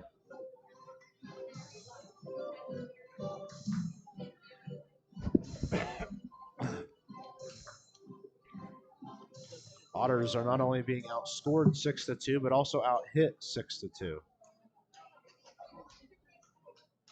The 2-1 to Sinsley. Called strike 2 on the outside edge. 2-2. So there's runners on first and second. 2-2 count for Sinsley. 1 out here in the bottom of the 5th. Otters have got to get something going for them. This would be a great chance for the home run ball to return for Evansville. The 2-2 outside. Sinsley's got himself a full count. Have you noticed this left-hander here who's slinging the ball has been working consistently everything outside? Everything has been outside. He likes being able to have that horizontal movement that just Right. runs away from you. Right. 3-2 pushed out towards center. Zuber chasing in, and it bounces in front of him. He misplays it for a second, but it is going to be a base hit for Sinsley that loads the bases. You know, I wondered why he stopped. He was coming in like he had it in his glove, and then all of a sudden he stopped. Yeah, that was weird. And I wondered why. It's almost like at one point he thought it was falling quicker and he didn't want to try risking a slide. Well, maybe. And then the ball hung up there. I don't know. That was weird. Whatever. Otters will take it. With 1 out, the bases are loaded for Jeffrey Baez. I tell you, grand slam now certainly would be welcome. He'd be hitting it into the wind, but he's the only guy on this team that could easily hit a home run into the wind. Baez is the only Otter with multiple grand slams this year. They both came here. First pitch to Jeffrey Baez. Push to the right side and foul. Watch out up there in the seating area. Actually bounced all the way back out to the field. That is technically an overhead foul ball brought to you by Vince Construction. Choose the best. Never regret. No balls, 1 strike for Jeffrey Baez. Bases are loaded. This is where you've got to make an opposing team pay. Baez waiting on the 0-1. Pitch on the way. Stays low and the count evens up. The other thing to remember for Baez at the plate is you don't have to hit the home run here. No. Make this pitcher come to you. And he That's has right. struggled to hit the zone. So Exactly. Don't be over anxious because the pitcher's in more trouble than the batter. the 1-1 to Baez. Outside, ball 2. Because chances are, if you're Baez, that man's more worried than you are. That's what I'm trying to say. Yeah, Right now, Baez is in the hitting seat. absolutely. Bierman at third, Davis at second, Sinsley at first. The 2-1 to Baez. Sent out towards center. Chasing back is Zuber. Back towards the warning track. At the wall. Jumps and makes the catch into the wall. 1 run's going to score, and everybody advances on the sacrifice fly. If that went 5 feet more, that would have been another grand slam. 3 feet more, I think it would have been. All right, 3 feet. It was close. I'll say, and I didn't think it was hit that far. No, it just kept going. It just kept carrying going. it. And I'm looking at the flag up there, and the flag is hanging. If there was the slightest breeze, that might have helped it too. It's not often you see every runner advance, too, on a sac fly. That was so deep that they all had that opportunity. Otters now trail by 3. 2 outs, runners on second and third. If Khalil can put something down and score 2 more, it's a whole new ball game. Exactly. And all we need from George is just a base hit. First pitch to Khalil. Outside, ball Right. 1. See, now again, this guy got himself in trouble with walks.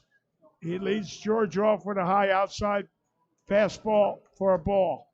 Don't be too anxious. Your pitch is going to come. This guy's in trouble. 1 ball, no strikes for George Khalil.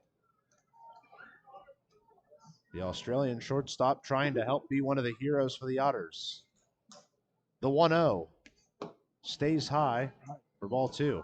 Now, I did not hear the PA announcer Zane say there's some people here from Australia. There is. I don't know if they have relation to him or not, but That's I do know that there are some people here from Melbourne, which is where George is from. That's what I was thinking. It's probably relatives or friends.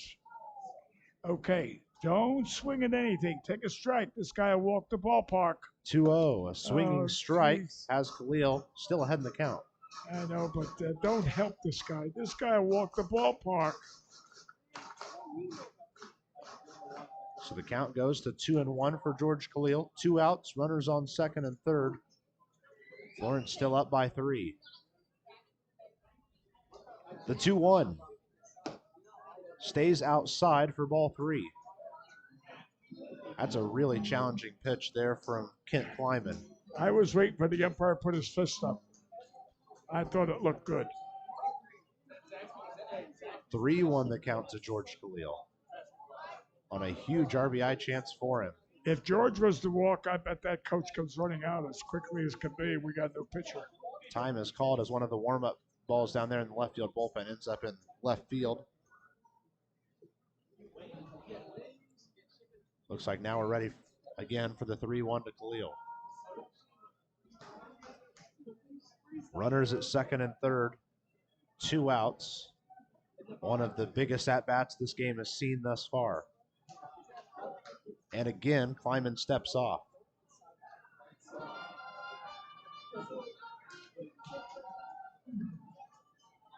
The 3-1 to Khalil. Pushed out to the right side, out towards right field. Brocado's chasing back at the warning track, and he brings it in for out number 3. Otters, for the 3rd time this evening, have left 2 runners on, but they get 1 more back on a Jeffrey Baez sac fly. Oh, so close to a grand slam. We head to the 6th inning. Otters still trail by 3.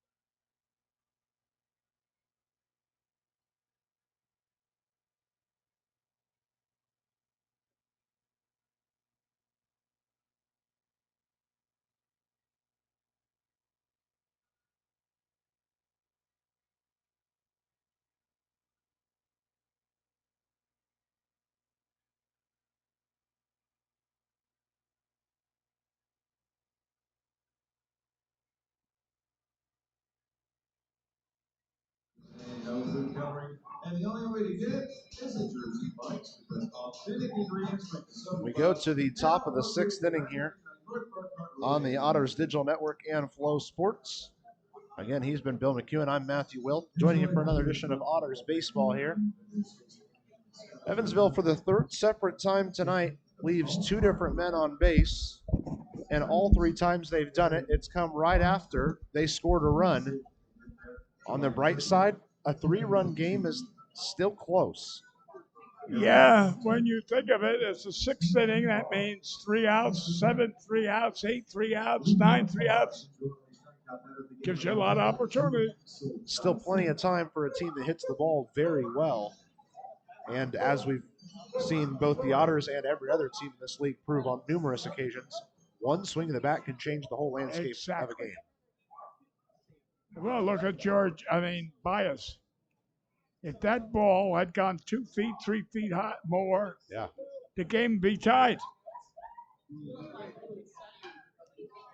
First pitch to Axel Johnson. He's part of the reason this game is where it's at after his 3-run home run back in the 2nd inning.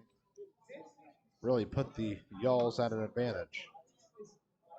He killed us last night. He killed us tonight. The 1-0 pitch to Axel Johnson. Pitch just misses on the outside edge.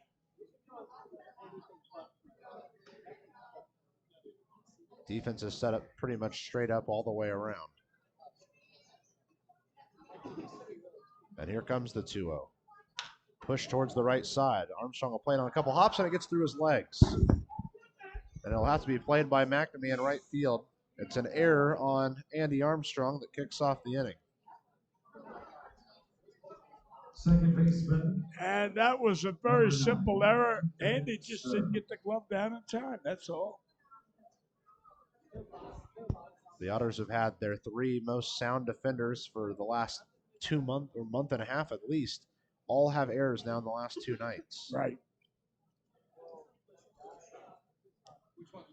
So there's a runner on first with no outs. Ethan Stern at the plate. First pitch to him, bounces in for ball 1. Would not be surprised if we see the Otters get a man up and throwing here shortly. Just in case.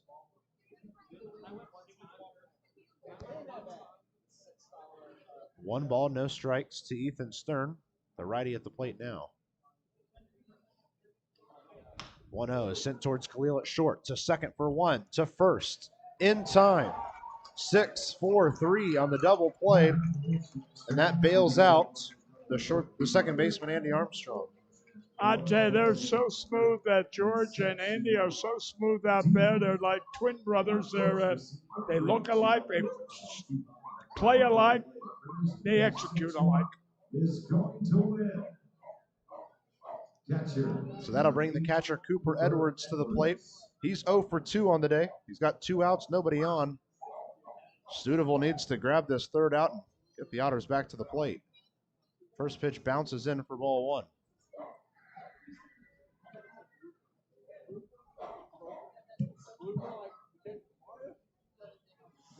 Stutes gets himself ready up there on the mound.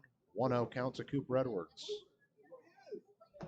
Pitch falls in for a called strike, and the count's evened up at 1-1. I want to run you through a couple of final scores across the Fox Sports Frontier League final score standings on the day as the pitch stays low for ball 2. Trois-Rivières gets a 6-4 win in game 1 of their doubleheader. That game was rescheduled to today from the beginning of June. Like we mentioned earlier, Ottawa gets a 2-1 win in 10 innings against Empire State. Windy City wins the series finale at Schaumburg 7-5. 2-1 to Edwards, stays high for ball 3. Sussex County gets a 6-2 win hosting Tri-City, and they take the series with that one. Trois-Rivières gets a 2-1 win at New Jersey to close out the doubleheader and the series there. As the 3-1 comes home for Edwards, again high, ball 4.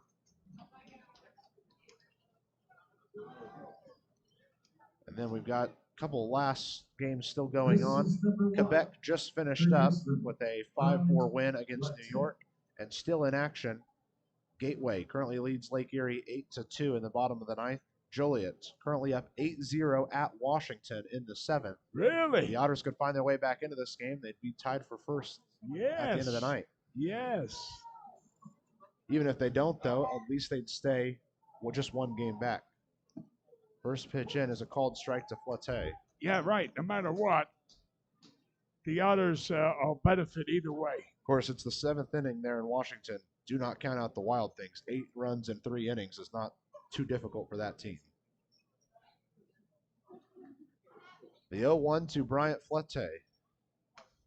Fouls one back in, and he's looking at an 0-2. He's responsible for 3 of the runs on a 3-run double back in the 4th inning. Tell you what, you take that play away, could be a tie game. Yeah, I'd say so. That was the inning that forced Ryan O'Reilly's day to come to a close. And he had 2 strikes on him, too. The 0-2 to Bryant Flatte. Push to the right side. Sinsley dives after it, and he gets past him. Picked up by Mcnamee, and it's back-to-back base runners with 2 outs. You know, now there's the difference we're talking about in infielders playing in. They limit their range. If Sinsley had been back in the normal first base position, that would have been an easy ground ball for him. Instead, there are 2 on and 2 outs for Ray Zuber III, who is 0 for 2, a strikeout, a foul out, and a walk so far on the day.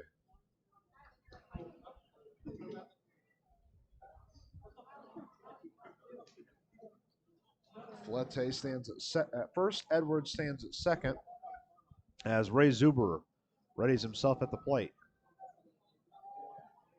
First offering from Bryce Studeville. Stays high, ball 1.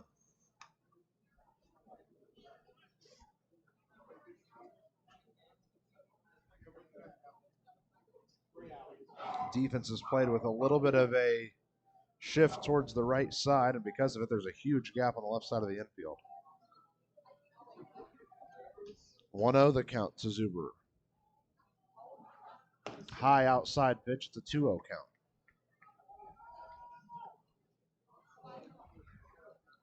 Neither bullpen with any work going on right now. We are in the top half of the 6th inning. Otters trail by 3. 2-0 is the count to Ray Zuber. Studeville has himself ready and fires home on the 2-0. This one's lifted high, mid-deep to left center field. Baez underneath it, brings it in for out number 3. And after the top half of the 6th, Otters able to keep the game where it's at, and it's still a 3-run game in favor of the Alls.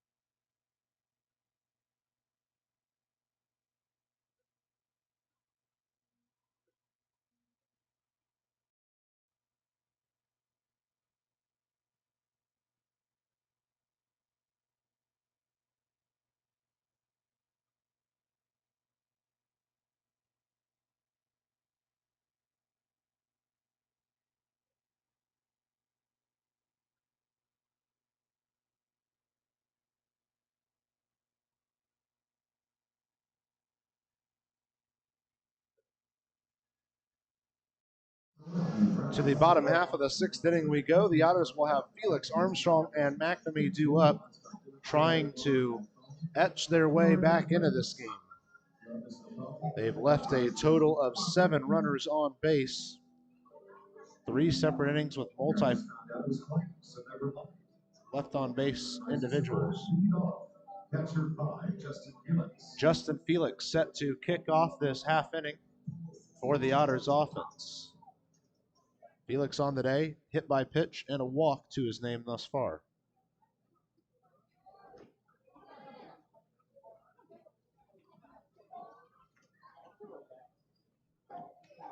The first pitch to Felix is a called strike at the elbows.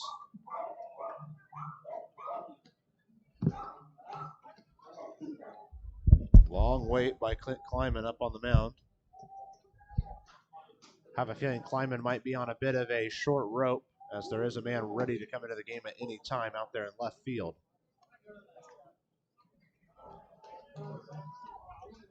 Felix takes another strike, and he's down 0-2 in the count.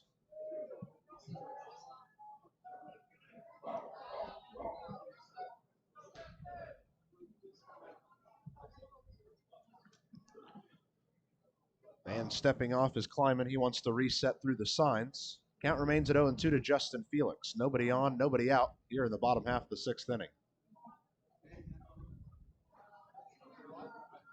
The 0-2 offering to Justin Felix. He watches that one all the way down past under his knees for ball one. Looked good to me from here, but again,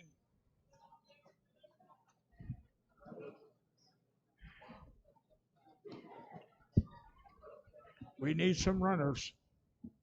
1 ball, 2 strikes to the catcher, Felix. The pitch to him. Oh, boy. Ball three. Close pitch there. It stays high for ball 2, and the count evens up. Armstrong and Mcnamee due up after him. But it all starts with 1 base runner.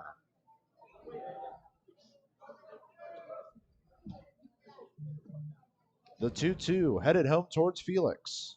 Swinging strike 3, and it's the first time Felix has recorded an out today.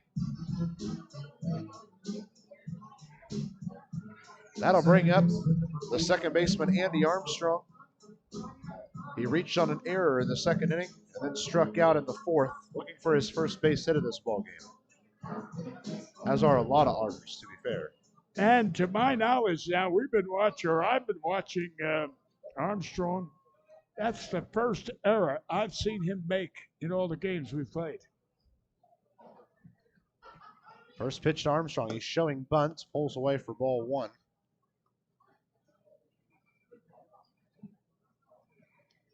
And it is the official 4th error of the season for Armstrong. Oh, really? Okay. First I've seen.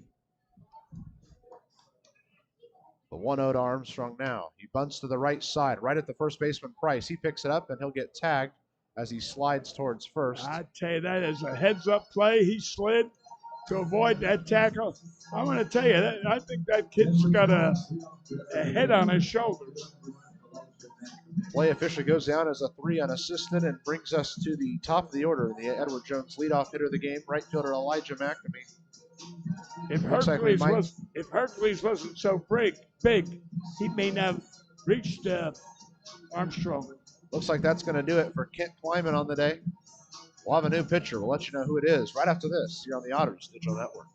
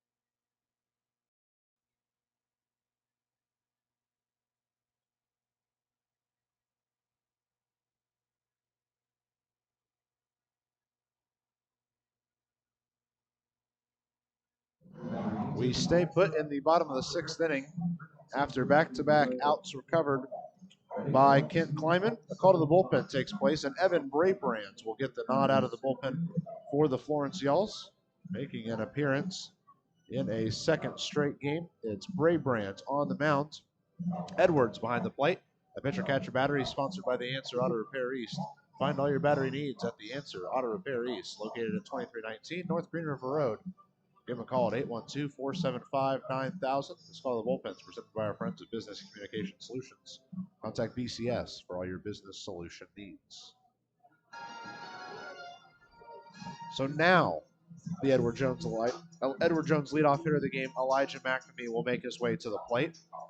Mcnamee is 1 for 3 a double led off the game for him, but he has a strikeout and a fielder's choice to his name since.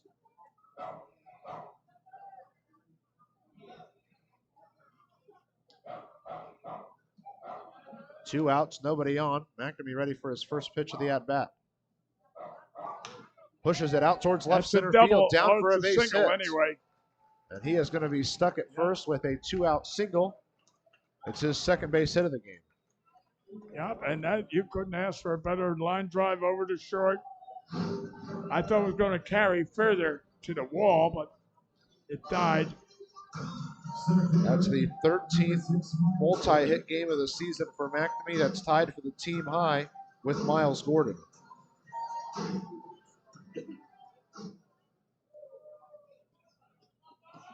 So a good lead for Mcnamee over there at first as Miles Gordon heads to the plate. Gordon's 0 for 3, reaching on an error and then 2 strikeouts to his name as well. First pitch home, outside, ball 1.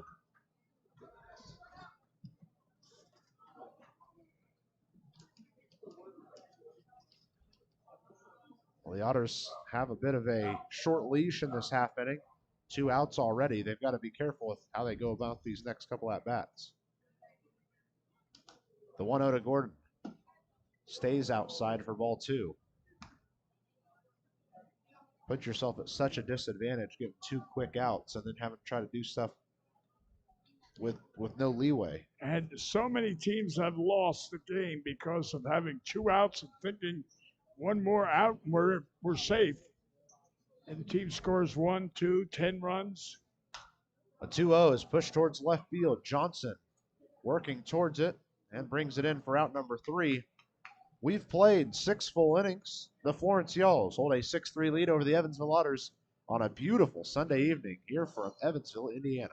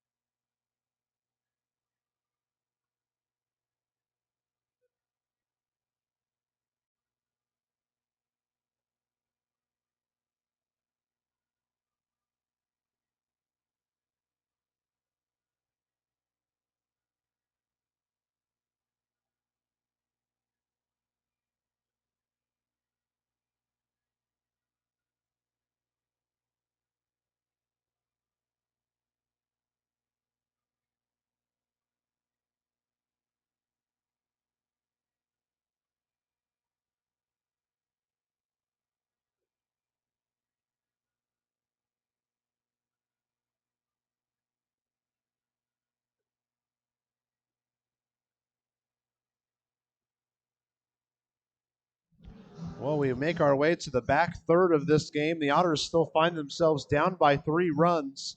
Another opportunity that they got themselves an idea of something there with 2 outs, but they were out of time. They put themselves in a tough situation. Well, you've hit it time after time after time. You've got to bunch those hits. You can't get one hit and a couple outs and then another hit. It's got to be back to back to back. Well, Bryce Studeville returns to the mound for the Otters, and he'll face Alberti Chavez, Brennan Price, and Anthony Brocato. And first pitch to Chavez. Called strike on the high inside corner. Nice challenging pitch to start this half inning.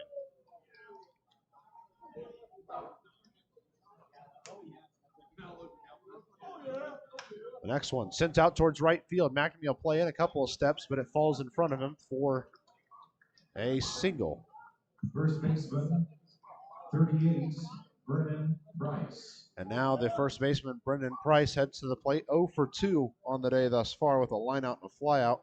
But the 2 outs were sandwiching a walk back in the 3rd inning. You know, I hate to say it, but it seems like this guy's up every inning. For some reason, he comes up an awful lot. Him and Bacata.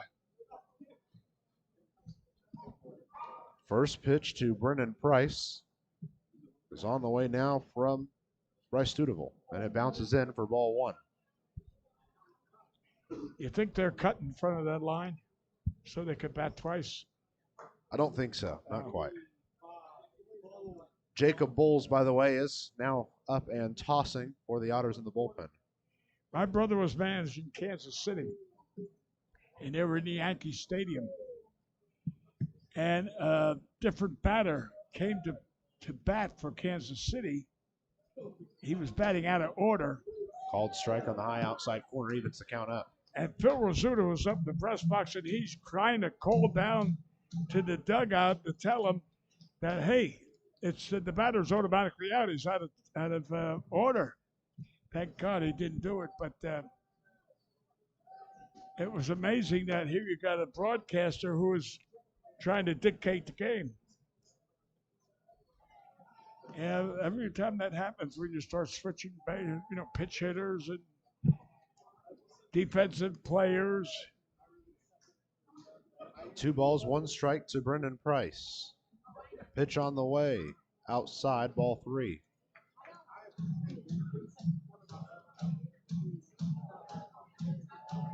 Yeah, that Kansas City Royals, that's your favorite team. You guys are Kansas. It's been a tough year to be a Royals fan, I'll tell you that much. 3-1 to Brendan Price is pushed to the right side, and foul will end up in the seating area. Now, the ballpark is actually in Missouri, is it not? But Yeah. downtown is Kansas. Most of downtown is in Missouri as well. Is it? But the Kansas-Missouri line pretty much goes right through the middle of downtown. Yeah. 3 balls, 2 strikes to Brendan Price with a runner on first and no outs. There goes the runner. Pitch is on the ground. Long run for Armstrong. Whoa! It's just past his extended arm. I mean, that man gave you. He dove for that pitch. Yeah, and I think play. he knocked the wind out of himself. He's Yeah. giving himself a lap right now. Right fielder Anthony Brocato. Anthony Brocato's at the plate now with runners on the corners and no outs. Yep, here comes Max is going to go have a talk, and I think this is not only just a talk with the pitcher. I think it's also to buy time to make sure that Armstrong has some time to walk that one out. There's a pitching change that will be had here, though. We'll let you know who's coming in right after this. Still here in the top of the 7th inning. There's runners on the corners. Florence threatening to put a couple more on.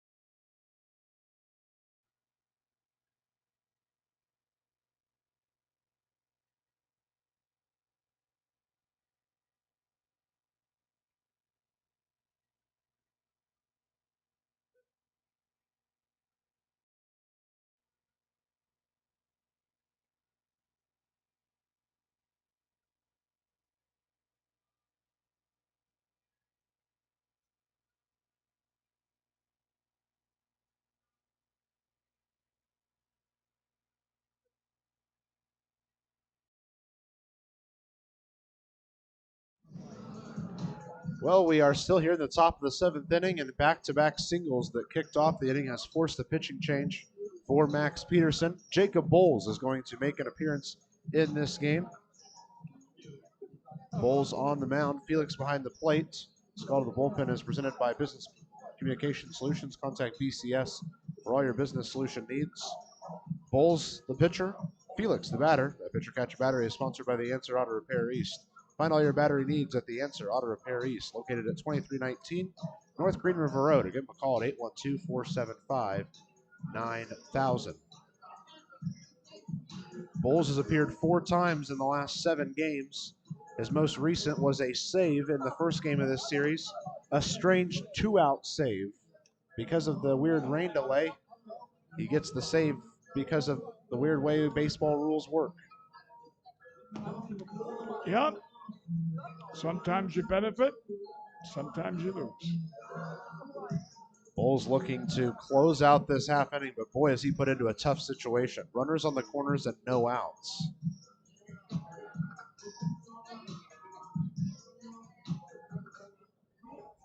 Otters will probably set up in a double play-ish position.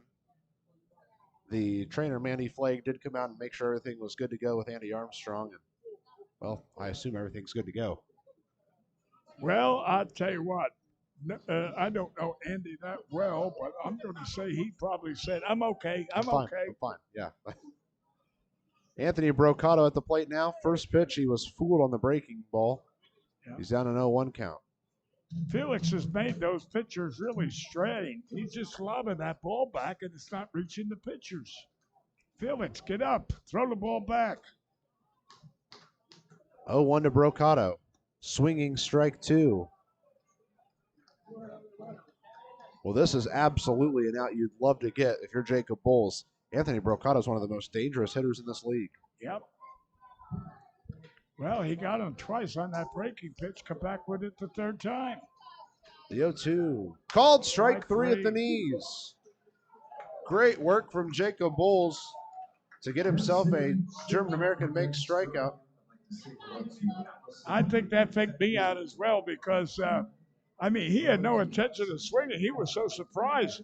2 outside breaking curveballs, then he hits him with an inside over the knees. Boy, that was good pitching.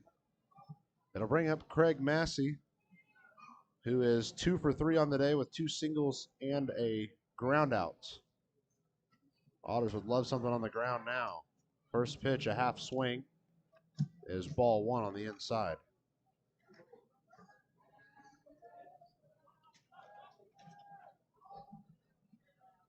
Price at first. Chavez over there on third. There's 1 out here in the 7th inning. And time is called by Massey. You know, I haven't heard our dog fans barking lately. Has quieted down quite a bit. Yeah. Secret weapon better warm them up. The 1-0 to Craig Massey. Stays outside, and it's a 2-0 count.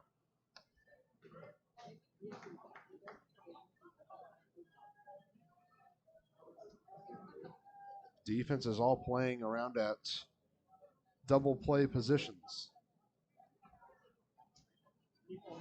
The 2-0 push to the right side and foul.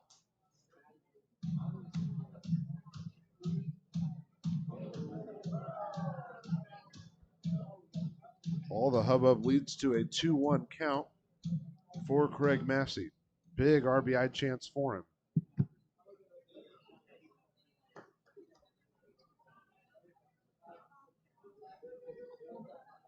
A 2-1 from Jacob Bowles. Push to the right side, picked up by Armstrong. To second for 1, to first, just in what time. We needed. And that's how the half inning ends. We head to the bottom half of the 7th. Otters down by 3 on the Otters Digital Network and Flow Sports.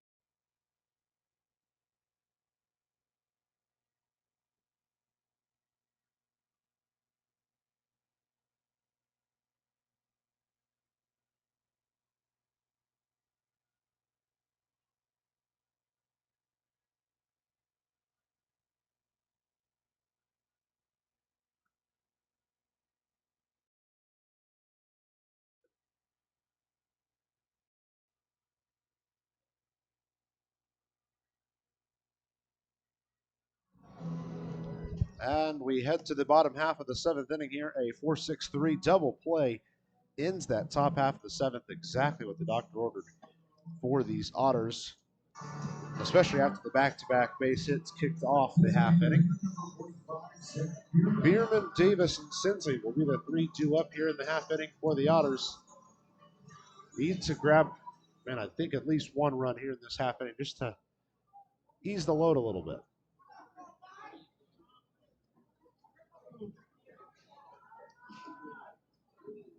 Bierman digging in for his first opportunity in this half inning. First pitch to him, fouled off of his foot. So he'll be living to see another pitch here.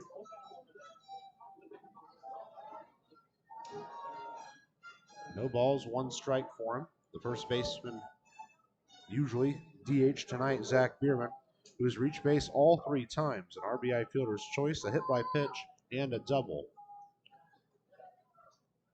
0-1 coming home. Put out towards center field. Chasing in a bit is Zuberer. Long run for him, and he brings it in for out number 1. He had to go a long way for that. And it's the first time that Bierman has been dispatched at the plate. That will bring up the third baseman, J.R. Davis, who is 0 for 1 with a ground out and a pair of walks. But both times he's got on base, he's been stranded, once at second, once at third.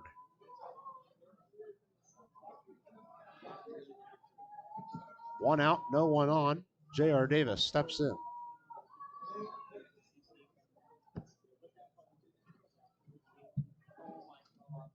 First pitch home. A bit outside for ball 1.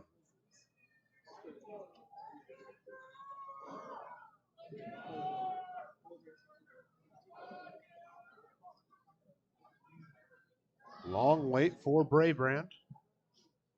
Now fires home on the 1-0. It's sent towards the left side, but just foul. It is played by Flette, but in foul territory. Count evens up at 1 ball, 1 strike now.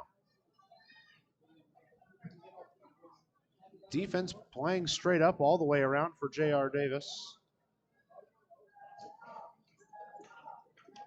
Last night, Davis managed a base hit all the way back in the 8th inning, which extended his small hitting streak. The 1-1 outside, and he's ahead in the count yet again.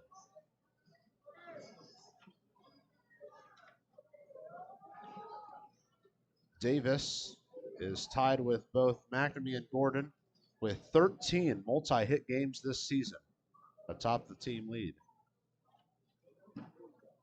2-1 pitch for Davis. Push to the left side, foul yet again, and the head man, Andy McCauley, will make a quick play in foul territory. Count evens up at 2 balls, 2 strikes.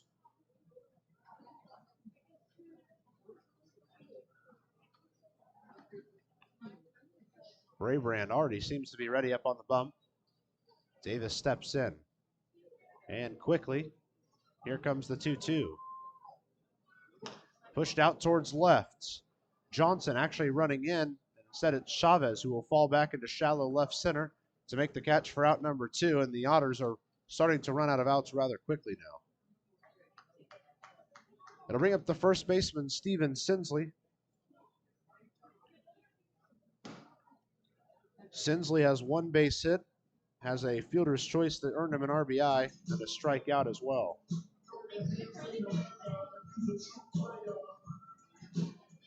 And the full shift is once again in effect. There's 3 separate defensive players there on the right side of the infield, as Chavez, the shortstop, will go over and play usually where the second baseman would play.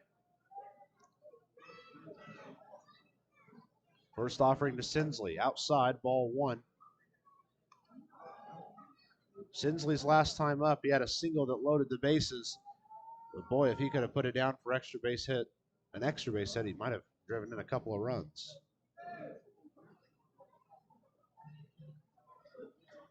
The 1-0 stays inside. He's ahead by a couple.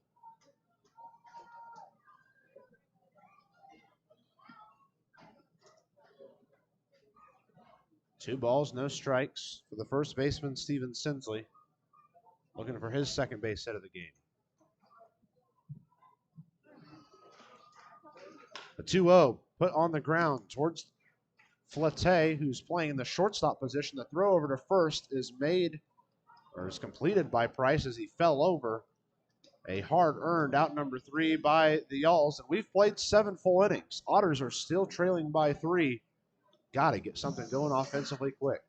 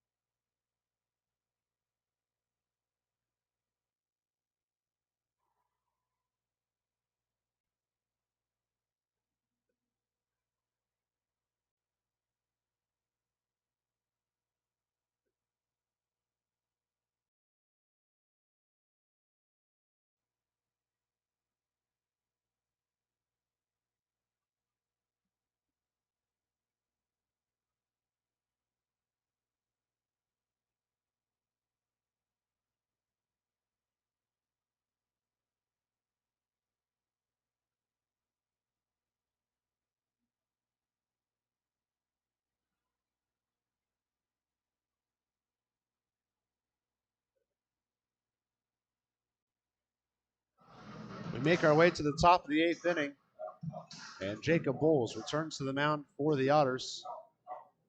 Of course, he's just got the task of keeping this game where it's at to give Evansville an opportunity offensively to come back there in the back half of the 8th. First offering to Axel Johnson, a called strike, almost right down the middle. Johnson grabbed himself a 3-run home run in the second inning. Really one of the plays that put this game immediately out of reach for the Otters. They've been chasing ever since. Had a home run last night, too. 0-1, works way inside. I think it hit him. Yes, it did. And Axel Johnson will be a leadoff man on base. It's the 4th time on base for him tonight. Second baseman number 9. Once on the home run, of course, once on the double, once on an error, and now once on a hit by pitch. Sets up a runner on and no one out for Ethan Stern, who is 1 for 3. A single back in the 4th inning. He did come around to score on Flette's 3-run double.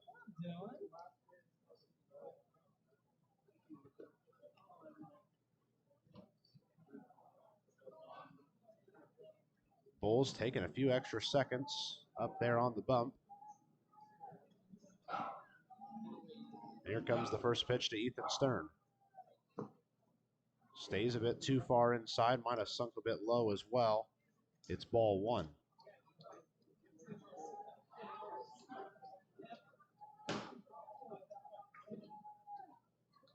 One ball, no strikes. With a runner on first, the big curveball stays inside as well. And it's quickly a 2-0 count.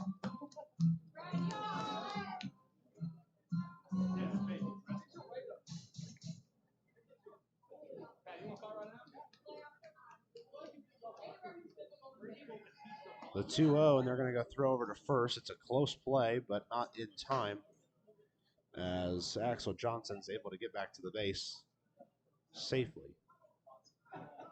Again, the throw over, and again, Johnson's safe.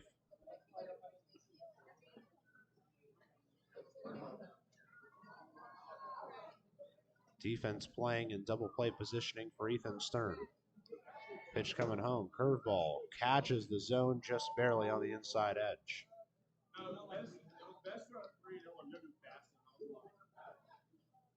Johnson's got wheels there at first, got to be careful over there. I think that's why Bowles is so concerned, just trying to keep him close. Stern looking at a 2-1 count. Bowles will fire that way this time, and it's outside yet again. 3-1 the count now. Still no one warming for the Otters. There is a man tossing for the Yalls. I say tossing, but it really seems as if he's ready to go at any point now. 3-1 the count to Stern. Puts one down the left field line, just foul. Davis made a nice play on it regardless, but it won't mean anything but a fancy strike two.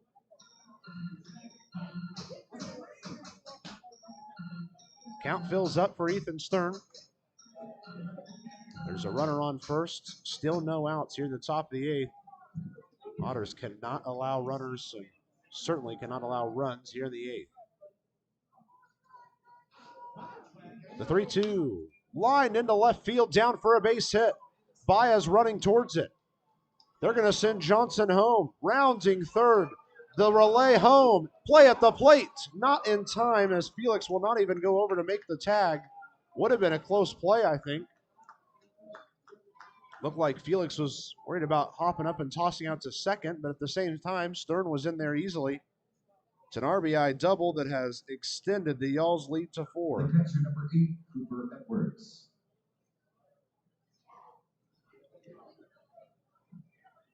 So that'll bring the catcher Cooper Edwards to the plate now with a runner on second and now a 4-run buffer. Worst of all, it takes away any chance of a double play, at least the easy ground double play. Bowles takes a few extra seconds here. First pitch to Cooper Edwards. He shows bunt. It's a called strike, though.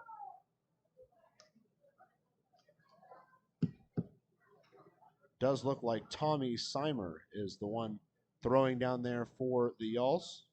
The 6'2", 180-pound righty hails from Liberty Township, Ohio. Played at Bluffton University this last spring. An 0-1 to Edwards.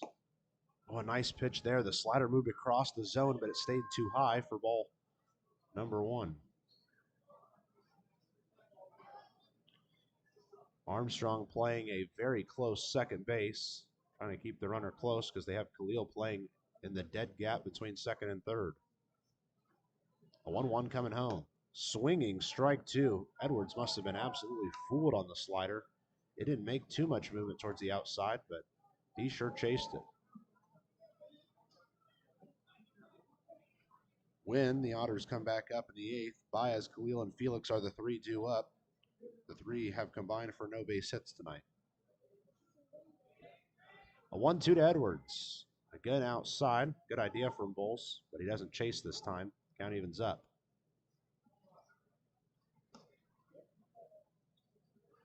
If Florence were to snag this win, they would have won both of the first 2 series between these 2 squads.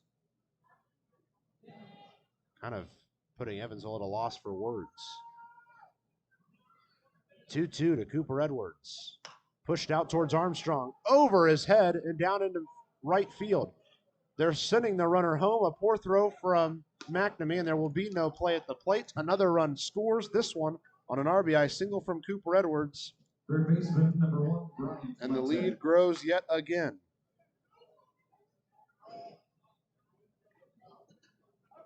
Surprised to see the runner sent home.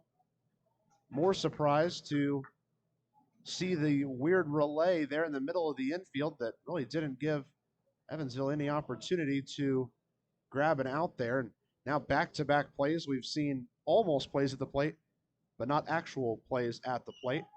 It's at this time that with pleasure I welcome in Bryson Moore to the Otters Digital Network play-by-play here, and first appearance here all year. Yeah, excited to be on. Thank you for having me on and calling the rest of this game. Now, I know you haven't got to see a lot of the game because of the certain work you do this year, but just these last 2 plays, Otters unable to really find any sort of success, and they're deciding to get a man up and throwing in the bullpen now. Flete with a hard swinging strike 1 evens his count up. I was surprised to see both plays. Felix never really make a play towards tagging anyone. Especially the first one, I thought, if it just the effort, make it close, make the umpire make a call there, and you never know. 1-1 to Flete. Man, the pitch just stays outside. Tell you what, Bowles is certainly not getting any help from the home plate umpire. He's having to pretty much put the ball right in the zone. to get some strikes called, and that's why we're seeing all of these pitches put into play. A 2-1 to Flete. Big curveball, and that's a pitch that he's had called strike a couple times, but unlucky this time. 3-1 the count. I believe it's Tyler Spring throwing down there in the right field bullpen. It is. The 6'6 reliever might be having to be called upon here to help out Jacob Bowles. Big lead at first for Cooper Edwards. A 3-1, and that one's a called strike. Very hitter-friendly zone right now. Indeed, it has been, and I mean, it makes it tough for Bowles because in the last half inning it was a pitcher-friendly one. Now he's got to adjust yet again in a half inning. One of the difficulties of being a pitcher, I guess. A 3-2 to Flete. Way inside, he's headed to first for free. 4 different men have came to the plate in the inning, and 4 different men have made it on. Back to the top of the order. See if that causes a discussion at the mound by Max Peterson. To be honest, I don't think Springs quite had enough warm-up time yet, so I wouldn't be surprised to see this one delayed a bit.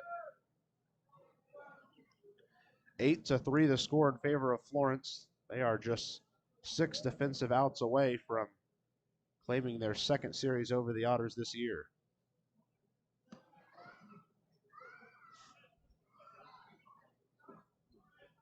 Edwards stands on second. Flete stands on first. There remains no outs in that column on the scoreboard. First pitch to the leadoff man, Ray Zuberer. Called strike. Nice to see Bowles actually get a strike called and not really attempted at. Breaking ball's looking pretty good today. Yeah, in order to bring that slider across, it's something that he worked really well against the righties, and now to use it against the lefty, it's uplifting to see it called. 0-1 to Zuberer. Sent foul sharply to the right side. And for what feels like the first time in a long time, Bowles is himself ahead in the count, and by a lot. 0-2. Need an out here. Doesn't matter how you get it, whether it's a strikeout or you love the double play, but you've got to find a way to at least get one and end this non-stop so far start of the 8th for Florence.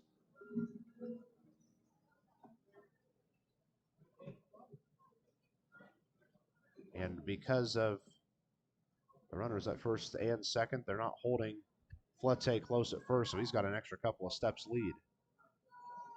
The 0-2 to Zuberer. Sent foul back towards the parking lot. Keep an eye out for that one. Might have a souvenir sitting under your car. Of course, we just got done with a nice week of home games. The Heat really made the first half not the best, but these last couple nights had pretty good crowds out here at Boston Field. 2 good nights of good crowds back to back, and couldn't have asked for better weather for either night, really. Unfortunately for the Otters, the 2 really nice nights for weather and crowds, the on-field production has not quite matched the crowds. Big curveball falls in, called strike 3. And Zuberer just has to stand there and admire it for a second. Really nice backdoor breaking ball there that just at the end must have caught the plate enough to make the umpire punch him out. That's an important one there for Bowles. It's his second German American Bank strikeout in the game thus far. There's now runners at first and second with 1 out, and the double play could end the inning. If the Otters were able to turn a double play, it'd be just the second time all year they've had 3 of them in a single game. First pitch to Chavez. Stays low, ball 1. Chavez got himself a base hit back in the 7th. He kicked off what looked like it was going to be a dangerous 7th. Then they make the pitching change, bring in Bowles, and he shuts the inning down and leaves Chavez stranded on third.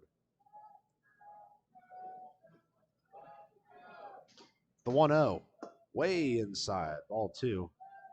You certainly do not want to put Chavez on base because with 1 out, it would leave the bases loaded for, well, one of the Frontier League's best RBI hitters, Brendan Price. Coming into the game, he's sitting in 7th in the league with 42. 2-0 pitch to Alberti Chavez, way outside. And now it's certainly a must-get strike for Jacob Bowles. See how the strike zone expands, if at any, on the 3-0. Long wait for Bowles. The 3-0, called strike one. Spring has been warming for some time out there in right field, so he'd be available. I'd imagine if another base hit happens, he would probably be called upon. It would be his first appearance since the 5th of July against Schaumburg. He went 1 1/3 in that game. Ball is launched high towards shallow right field. Mcnamee chasing in. He'll bring it in for out number 2, and neither run will advance. That's, well, probably one of the best case scenarios that Bowles probably could have hoped for there. Really nice way to battle back after that 3-0 count. You know, you enter that 3-0 count with people in first and second. That's really a hitter's ideal for the hitter. Well, especially with the strike zone Bowles has seen in this inning. To get a couple of called strikes certainly helped him. Well, now Brennan Price makes his way to the plate. Every bit of 6'9" standing in there. A bunch of RBIs to his name this year. First pitch he sees, he tries to check swing, and he just fouls it back towards his own dugout. Might have had a little friendly fire to his on-deck mate, Anthony Brocato. He makes that bat look small. There's not a lot of guys that make George Khalil look small out there at second base, but Brennan Price is one of them. Yeah, it kind of looks like he's holding a chopstick. An 0-1 to Brennan Price. Oh, man, and he knows that was his pitch. A called strike 2. He won't see another one of those. Bowles is against the lefties, really trying to hammer in that backdoor off-speed pitch, trying to just get it in there enough. Yeah, Bowles has the nice slider that allows him to work it in that back door. An 0-2 to Price. Called strike 3 and the inning ends. That is a big strikeout for Jacob Bowles. And we head to the bottom of the 8th. Otters down by 5. They've got to get something done in the bottom of the 8th inning. It's coming at you next on the Otters Digital Network and Flow Sports.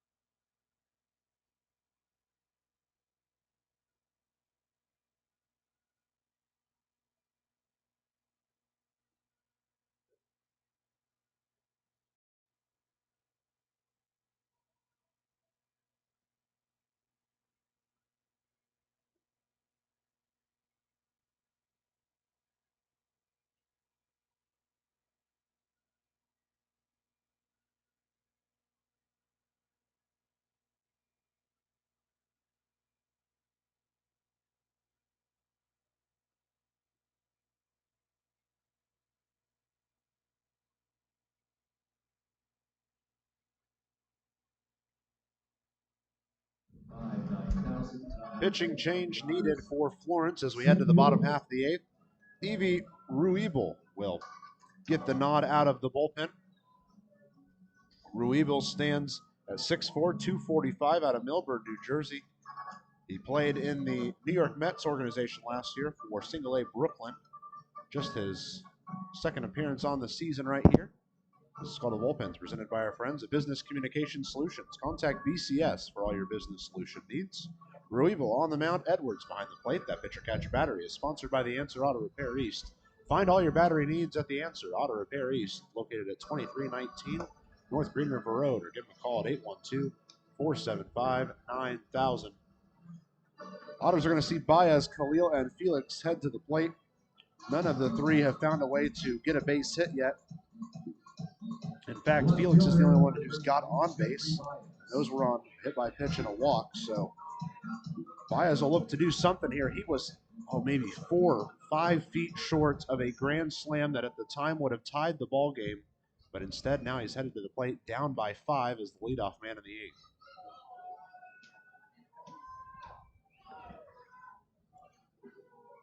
First offering to him. Way inside, and he hit. He's going to head to first for free. First pitch he sees hits him in the shoulder. That, as a pitcher, is not the ideal way to start off your outing. Not quite.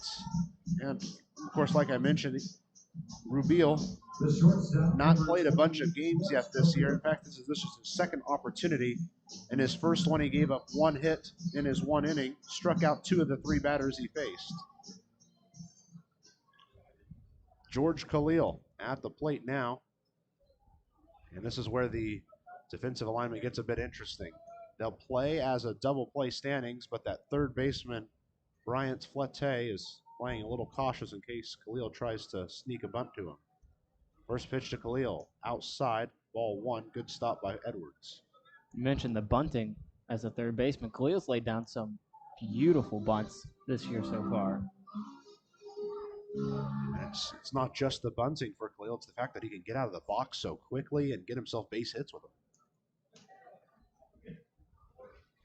A 1-0 to Khalil. There goes the runner. The throw out to second. It's not going to be in time. And Jeffrey Baez has earned himself another stolen base. It's the 243rd of his career. And this season, it is stolen base number 10. That's currently second on the Otters, currently on the team, just behind Miles Gordon. Of course, they're both still behind Gary Mattis, who had so many at one point. Baez got a really good jump on that one. Allowed him to kind of give him that extra cushion to get there safely. Khalil looking at a 2-0 count now, but now a runner in scoring position. The 2-0 is a called strike, pulled back into the zone by Edwards. Khalil grounded out twice and flew out once. His flyout came with runners on second and third and 2 outs, and he couldn't bring either home. A 2-1 on its way to him now. Heavy swing that he lost the bat around and finished with just one hand. Count evens up at 2-2 now.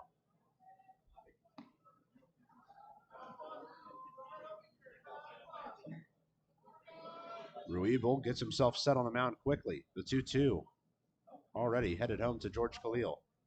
Swinging strike 3, and that's out number 1 here in the 8th. All 3 on fastballs, too. Just got Khalil a little behind the play.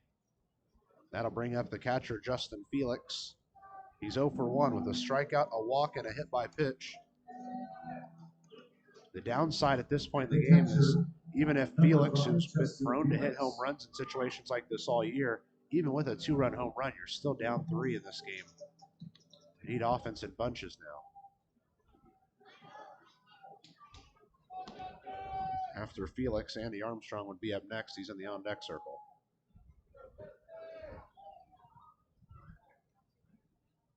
First pitch to Justin Felix is on the way. Stays a bit high for ball 1. Exciting series coming up for the Otters. 3 at Schaumburg, 6:30 first pitch Tuesday night, 11 a.m. pitch on Wednesday, and then another 6:30 first pitch on Thursday night. Then the Otters head right back home for a huge 3-game set against the Washington Wild Things. Friday's first pitch at Bosse Field, 6:35. Hefty swinging strike 1 by Felix. The bat just wasn't long enough there.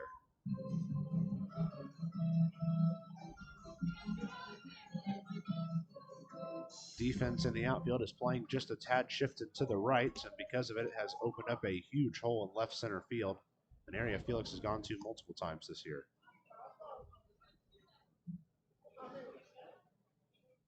The 1-1.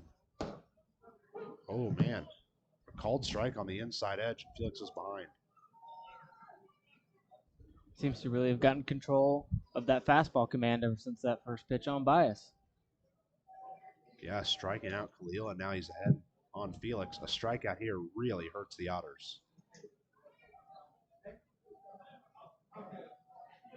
Y'all seem to have a man warming up just in case as well. A 1-2 to the catcher, Felix. Called strike 3. And it's back-to-back strikeouts here in the 8th inning after the hit by pitch led off the inning. And you just, it's such a tough situation for the Otters. Now, the 3rd time tonight that they've got a man on and then had back-to-back strikeouts, put them in a place where they have no leeway. You got to capitalize on your advantages when you have them. Andy Armstrong, who is 0 for 3 on the night, reached once on an error back in the 2nd inning, but was stranded on first. First pitch to him here.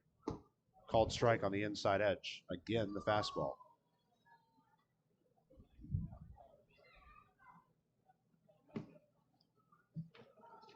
Field. Armstrong taking his time to get back into the box with a runner on second, 2 outs. The 0-1 headed his way. Stays inside for ball 1. Want to remind you that if you'd like to bring out the friends and family to a game at historic Bossy Field and enjoy an Otters home game in one of the best seats in the house, Corona Extra Patio Deck out there in right field is available for quite a few games still in the future. As a 1-1 finds his own for a called strike 2. If you want to bring the friends and family out to the Corona Extra Patio Deck, you can do that by calling 812-435-8686, and one of our excellent salespeople would love to figure out the perfect night for you. You get an all-you-can-eat menu, unlimited bottled water, and soft drinks. It's quite the place to watch a game out there. It really is a really cool place to watch the game. You kind of sit over the fence and overlook the game. 1-2, and Armstrong chases low and away. Back-to-back-to-back strikeouts. In the 8th inning for the Otters, we've played 8 full. Florence holding on to a 5-run lead.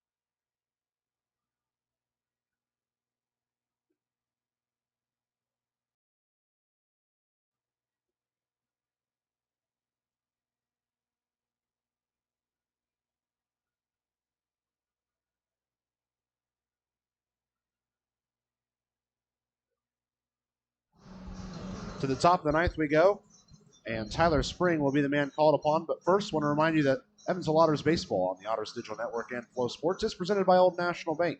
Your bank for Evansville, your bank for life. Tyler Spring, like I said, the man on the mound. That call the bullpen is presented by our friends at Business Communication Solutions. Contact BCS for all your business solution needs. Spring on the mound, Felix behind the plate. That pitcher-catcher battery is sponsored by The Answer Auto Repair East. Find all your battery needs at The Answer Auto Repair East, located at 2319 North Green River Road, or give them a call at 812-475-9000. Now, one of the things that Tyler Spring brings is being 6'6" and so limber on the mound. You have so much vertical movement on some of these pitches. Got to use that to his advantage. And as a pitcher, especially when the strike zone's been semi-inconsistent with this batter, you got to use your advantages to your advantage. Anthony Brocato at the plate to kick off the 9th inning. First pitch to him, outside ball 1. The man warming up for the Y'alls is Sean Hughes, the 6'2", 230-pounder out of Williamsburg, Virginia. He might be making an appearance in the bottom half of the ninth. Spring misses yet again, low and away.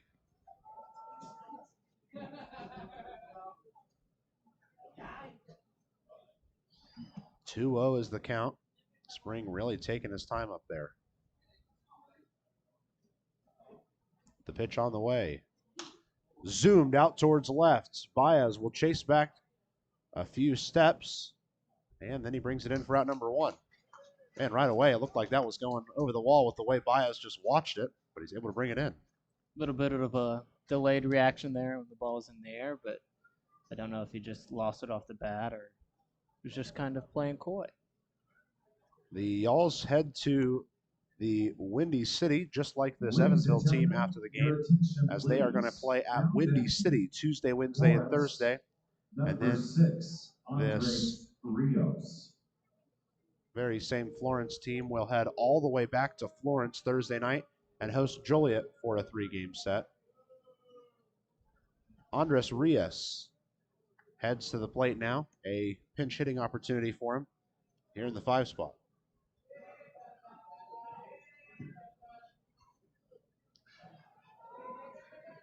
First pitch to him, called strike.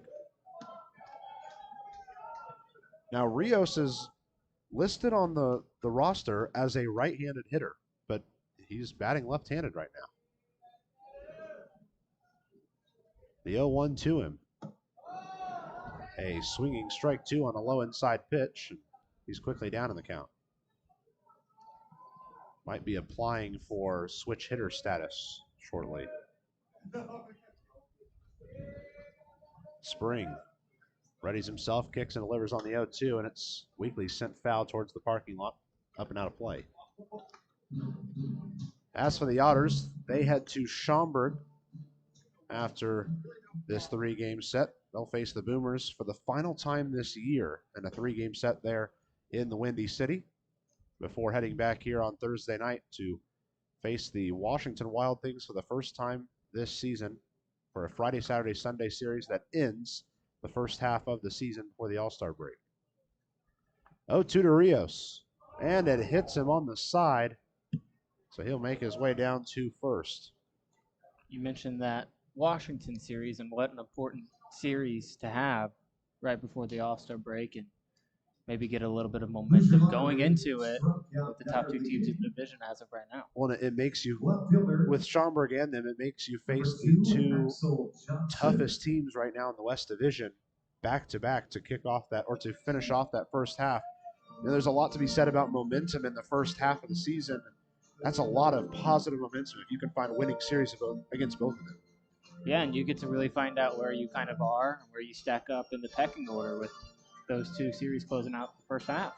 Then it's a really tough turnaround for the Otters. The All-Star game break ends, and they head straight to Sussex County, New Jersey for a 3-game set at the Miners before coming home for a long 6-game homestand where they would play 9 of their next 12. Pitch headed home to Axel Johnson.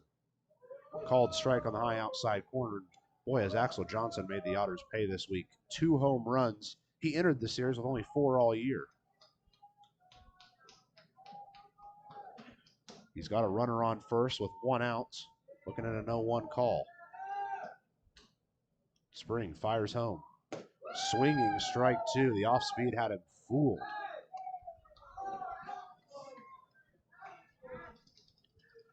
We've had a couple games go final since our last look through the Fox Sports WYFX Frontier League scoreboard. Quebec did get their 5-4 win against New York. Quebec won against New York. Gateway did finish up the game 8-2 over Lake Erie. Joliet 10-3 win over Washington. They win the series. Swinging strike 3 for Johnson. He sits down with a German-American Bank strikeout.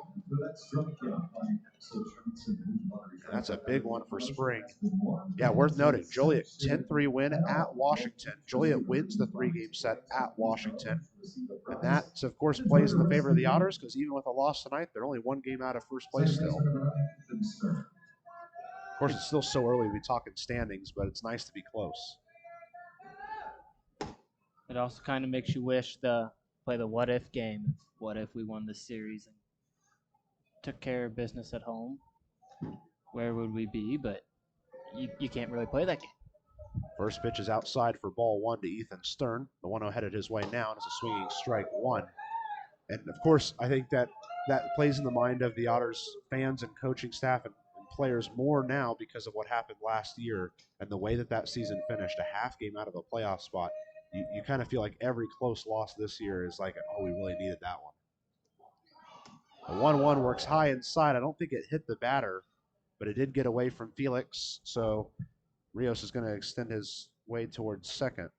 You mentioned how last year ended, and there's still a lot of guys from last year's team on this year's team, so they know the importance of each and every game and each and every night in this league, and it all matters at the end, and especially when you're trying to make that playoff push. You got to have as much as you can before time runs out on you. Spring readies himself for the 2-1. There's a runner on second, 2 outs.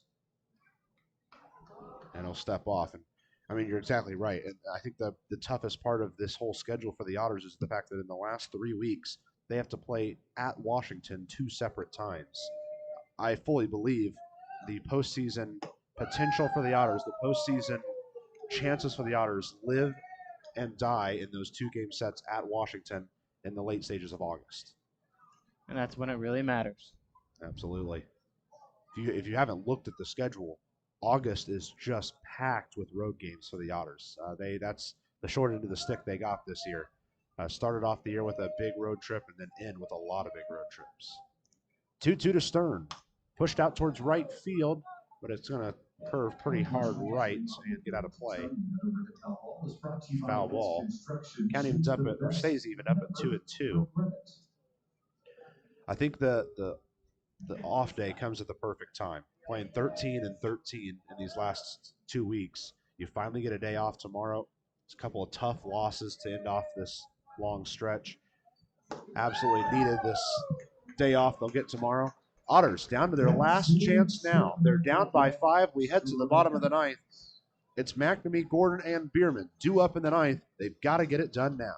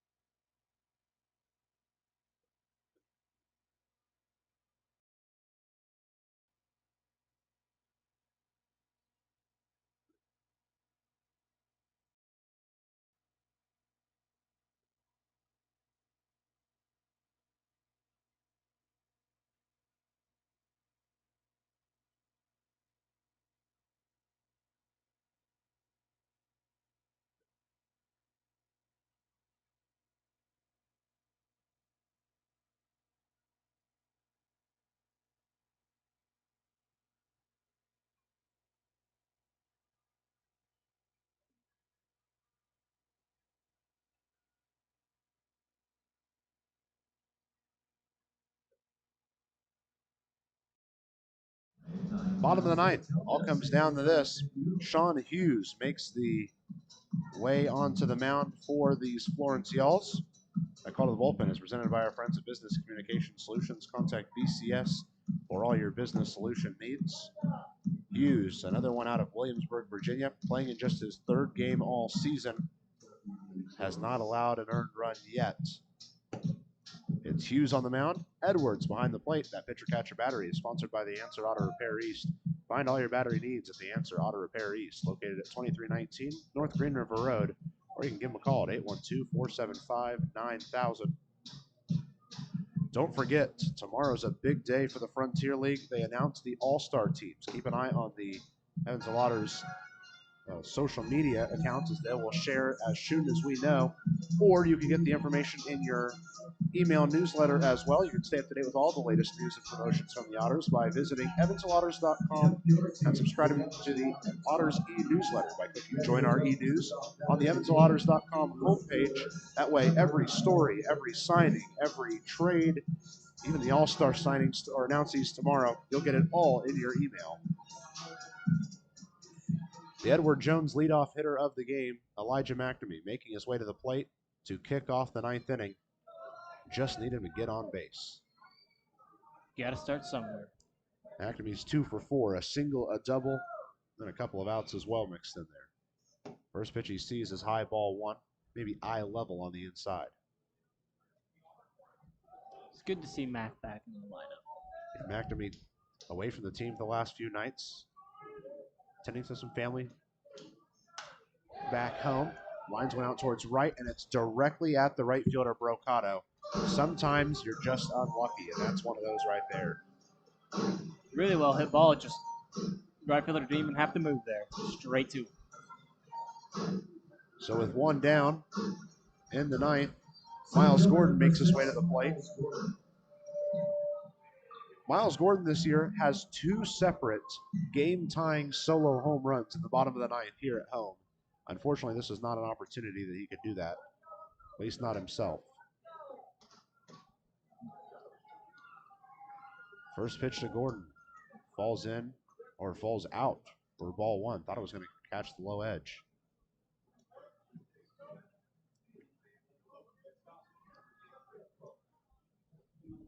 Defense is set up with a slight shift to the right side. 1-0 to Gordon. Oh, that pitch had some weird movement to it, but it stayed high and out of the zone. The third baseman, Bryant Flete, is playing far off the line. They're really expecting a pull from Gordon. 2-0 out. And that one was called a strike. That one seemed the furthest out of the zone of the 3 pitches we had seen thus far. But Gordon's still ahead in the count. 2 balls, 1 strike. Nobody on, 1 out. Long wait on the bump. Here comes the 2-1. Push to the left side and foul. Go off the netting. The count evens up at 2 balls, 2 strikes. Once you saw he got that 2 strike, that third baseman started going closer and closer to shortstop than he was before because he no longer has to worry about that bunt single. So now the defense all playing at basically the outfield grass. A 2-2. Swinging strike 3. And the Otts are down to their last out.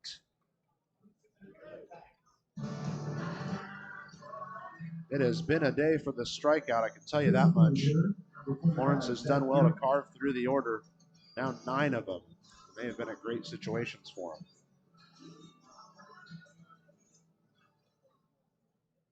So the final hope for the Otters will be their designated hitter, Zach Bierman, who's reached base in 3 of his 4 opportunities and is 1 for 3 with a double. First pitch high outside, ball 1. Big shift here on Bierman. Yeah, Bierman pretty used to seeing 3 infielders on the right side. In fact, he has 3 base hits in this series all over the shift. The 1-0. Called strike at the elbows, and Bierman can't believe it.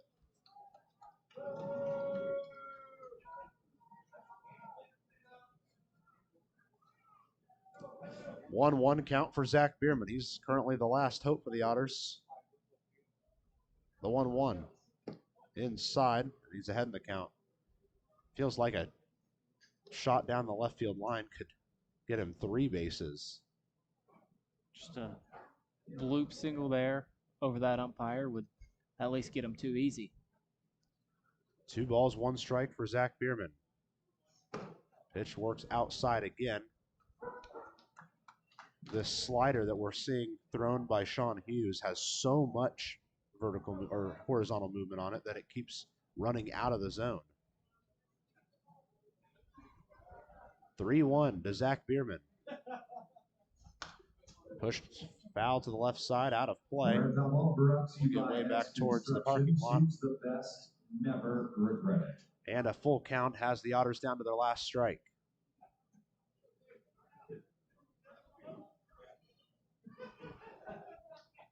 2 outs, nobody on. The payoff pitch to Zach Bierman.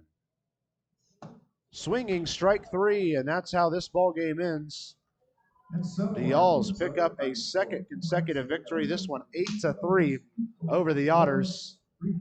And the Otters have dropped both of the 3-game sets they've played against this Florence Yalls team. We'll keep it right here for the post-game show and walk you through everything that happened in this one.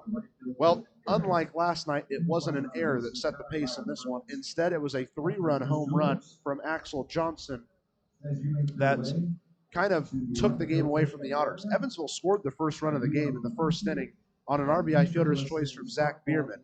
But that 3-run home run I just mentioned from Johnson took so much wind out of the sails of the Otters, it kind of felt like they were going to be chasing from there on out. In the third, the Otters grabbed one more on a fielder's choice RBI for Steven Sinsley. They trailed by just 1. But in the the fourth inning, that is when 3 more runs scored from Florence and really put this game on ice. Bryant Flette, the third baseman, had a bases-clearing 3-run double that put Florence up at that point 6-2. They never looked back. They gave up an additional run to the Otters, but they scored a couple more insurance for their own and end up winning 8-3. The loss is going to go to Ryan O'Reilly, who manages just 3 1/3 innings, giving up 6 runs on 6 hits, striking out 3. The win will go to Edgar Martinez, who allows 2 runs on 2 hits in 4 innings. Quick look for the Otters' upcoming schedule. Tomorrow off for the first time in 2 weeks. Then they play 3 at Schaumburg. Keep an eye on that 11 a.m. Wednesday game. That one's the one outlier for this whole weekend. Then they come back home for a 3-game set against Washington.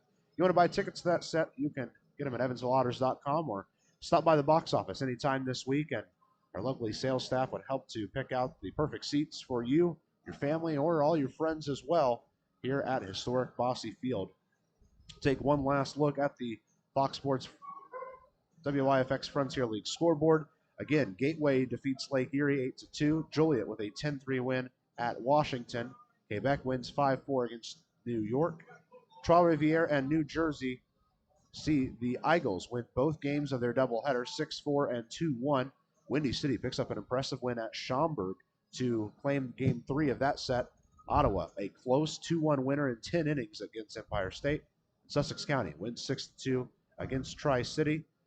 With the way everything sits, we're still pretty similar in the standings. The Otters are going to stay 1 game back of the lead because of Schaumburg's loss as well. They will remain at 6.5 back. Gateway is going to gain a game and get a little bit closer to Schaumburg as well. But all things considered, we're nearing the halfway point of the season officially, and things are still very tight in both the West and East divisions. Glad you could join us here for Otters baseball all week long, a 6-game homestand. We saw a bunch of great crowds. If you were here in attendance, we thank you for taking the time out of your week to support the local team. And if not, we're glad you joined us both here on the Otters Digital Network and Flow Sports. My thanks to Bill McEwen, who was here earlier in the game, and to Bryson Moore, who joined me here in the last couple of innings. And for all of us here at the Evansville Otters, I'm Matthew Will, saying goodbye from historic Massey Field. I'll talk to you on Tuesday nights from Wintrust Field in Schaumburg, Illinois, as the Otters and Boomers start their 3-game set. Have a great night, and I'll talk to you on Tuesday.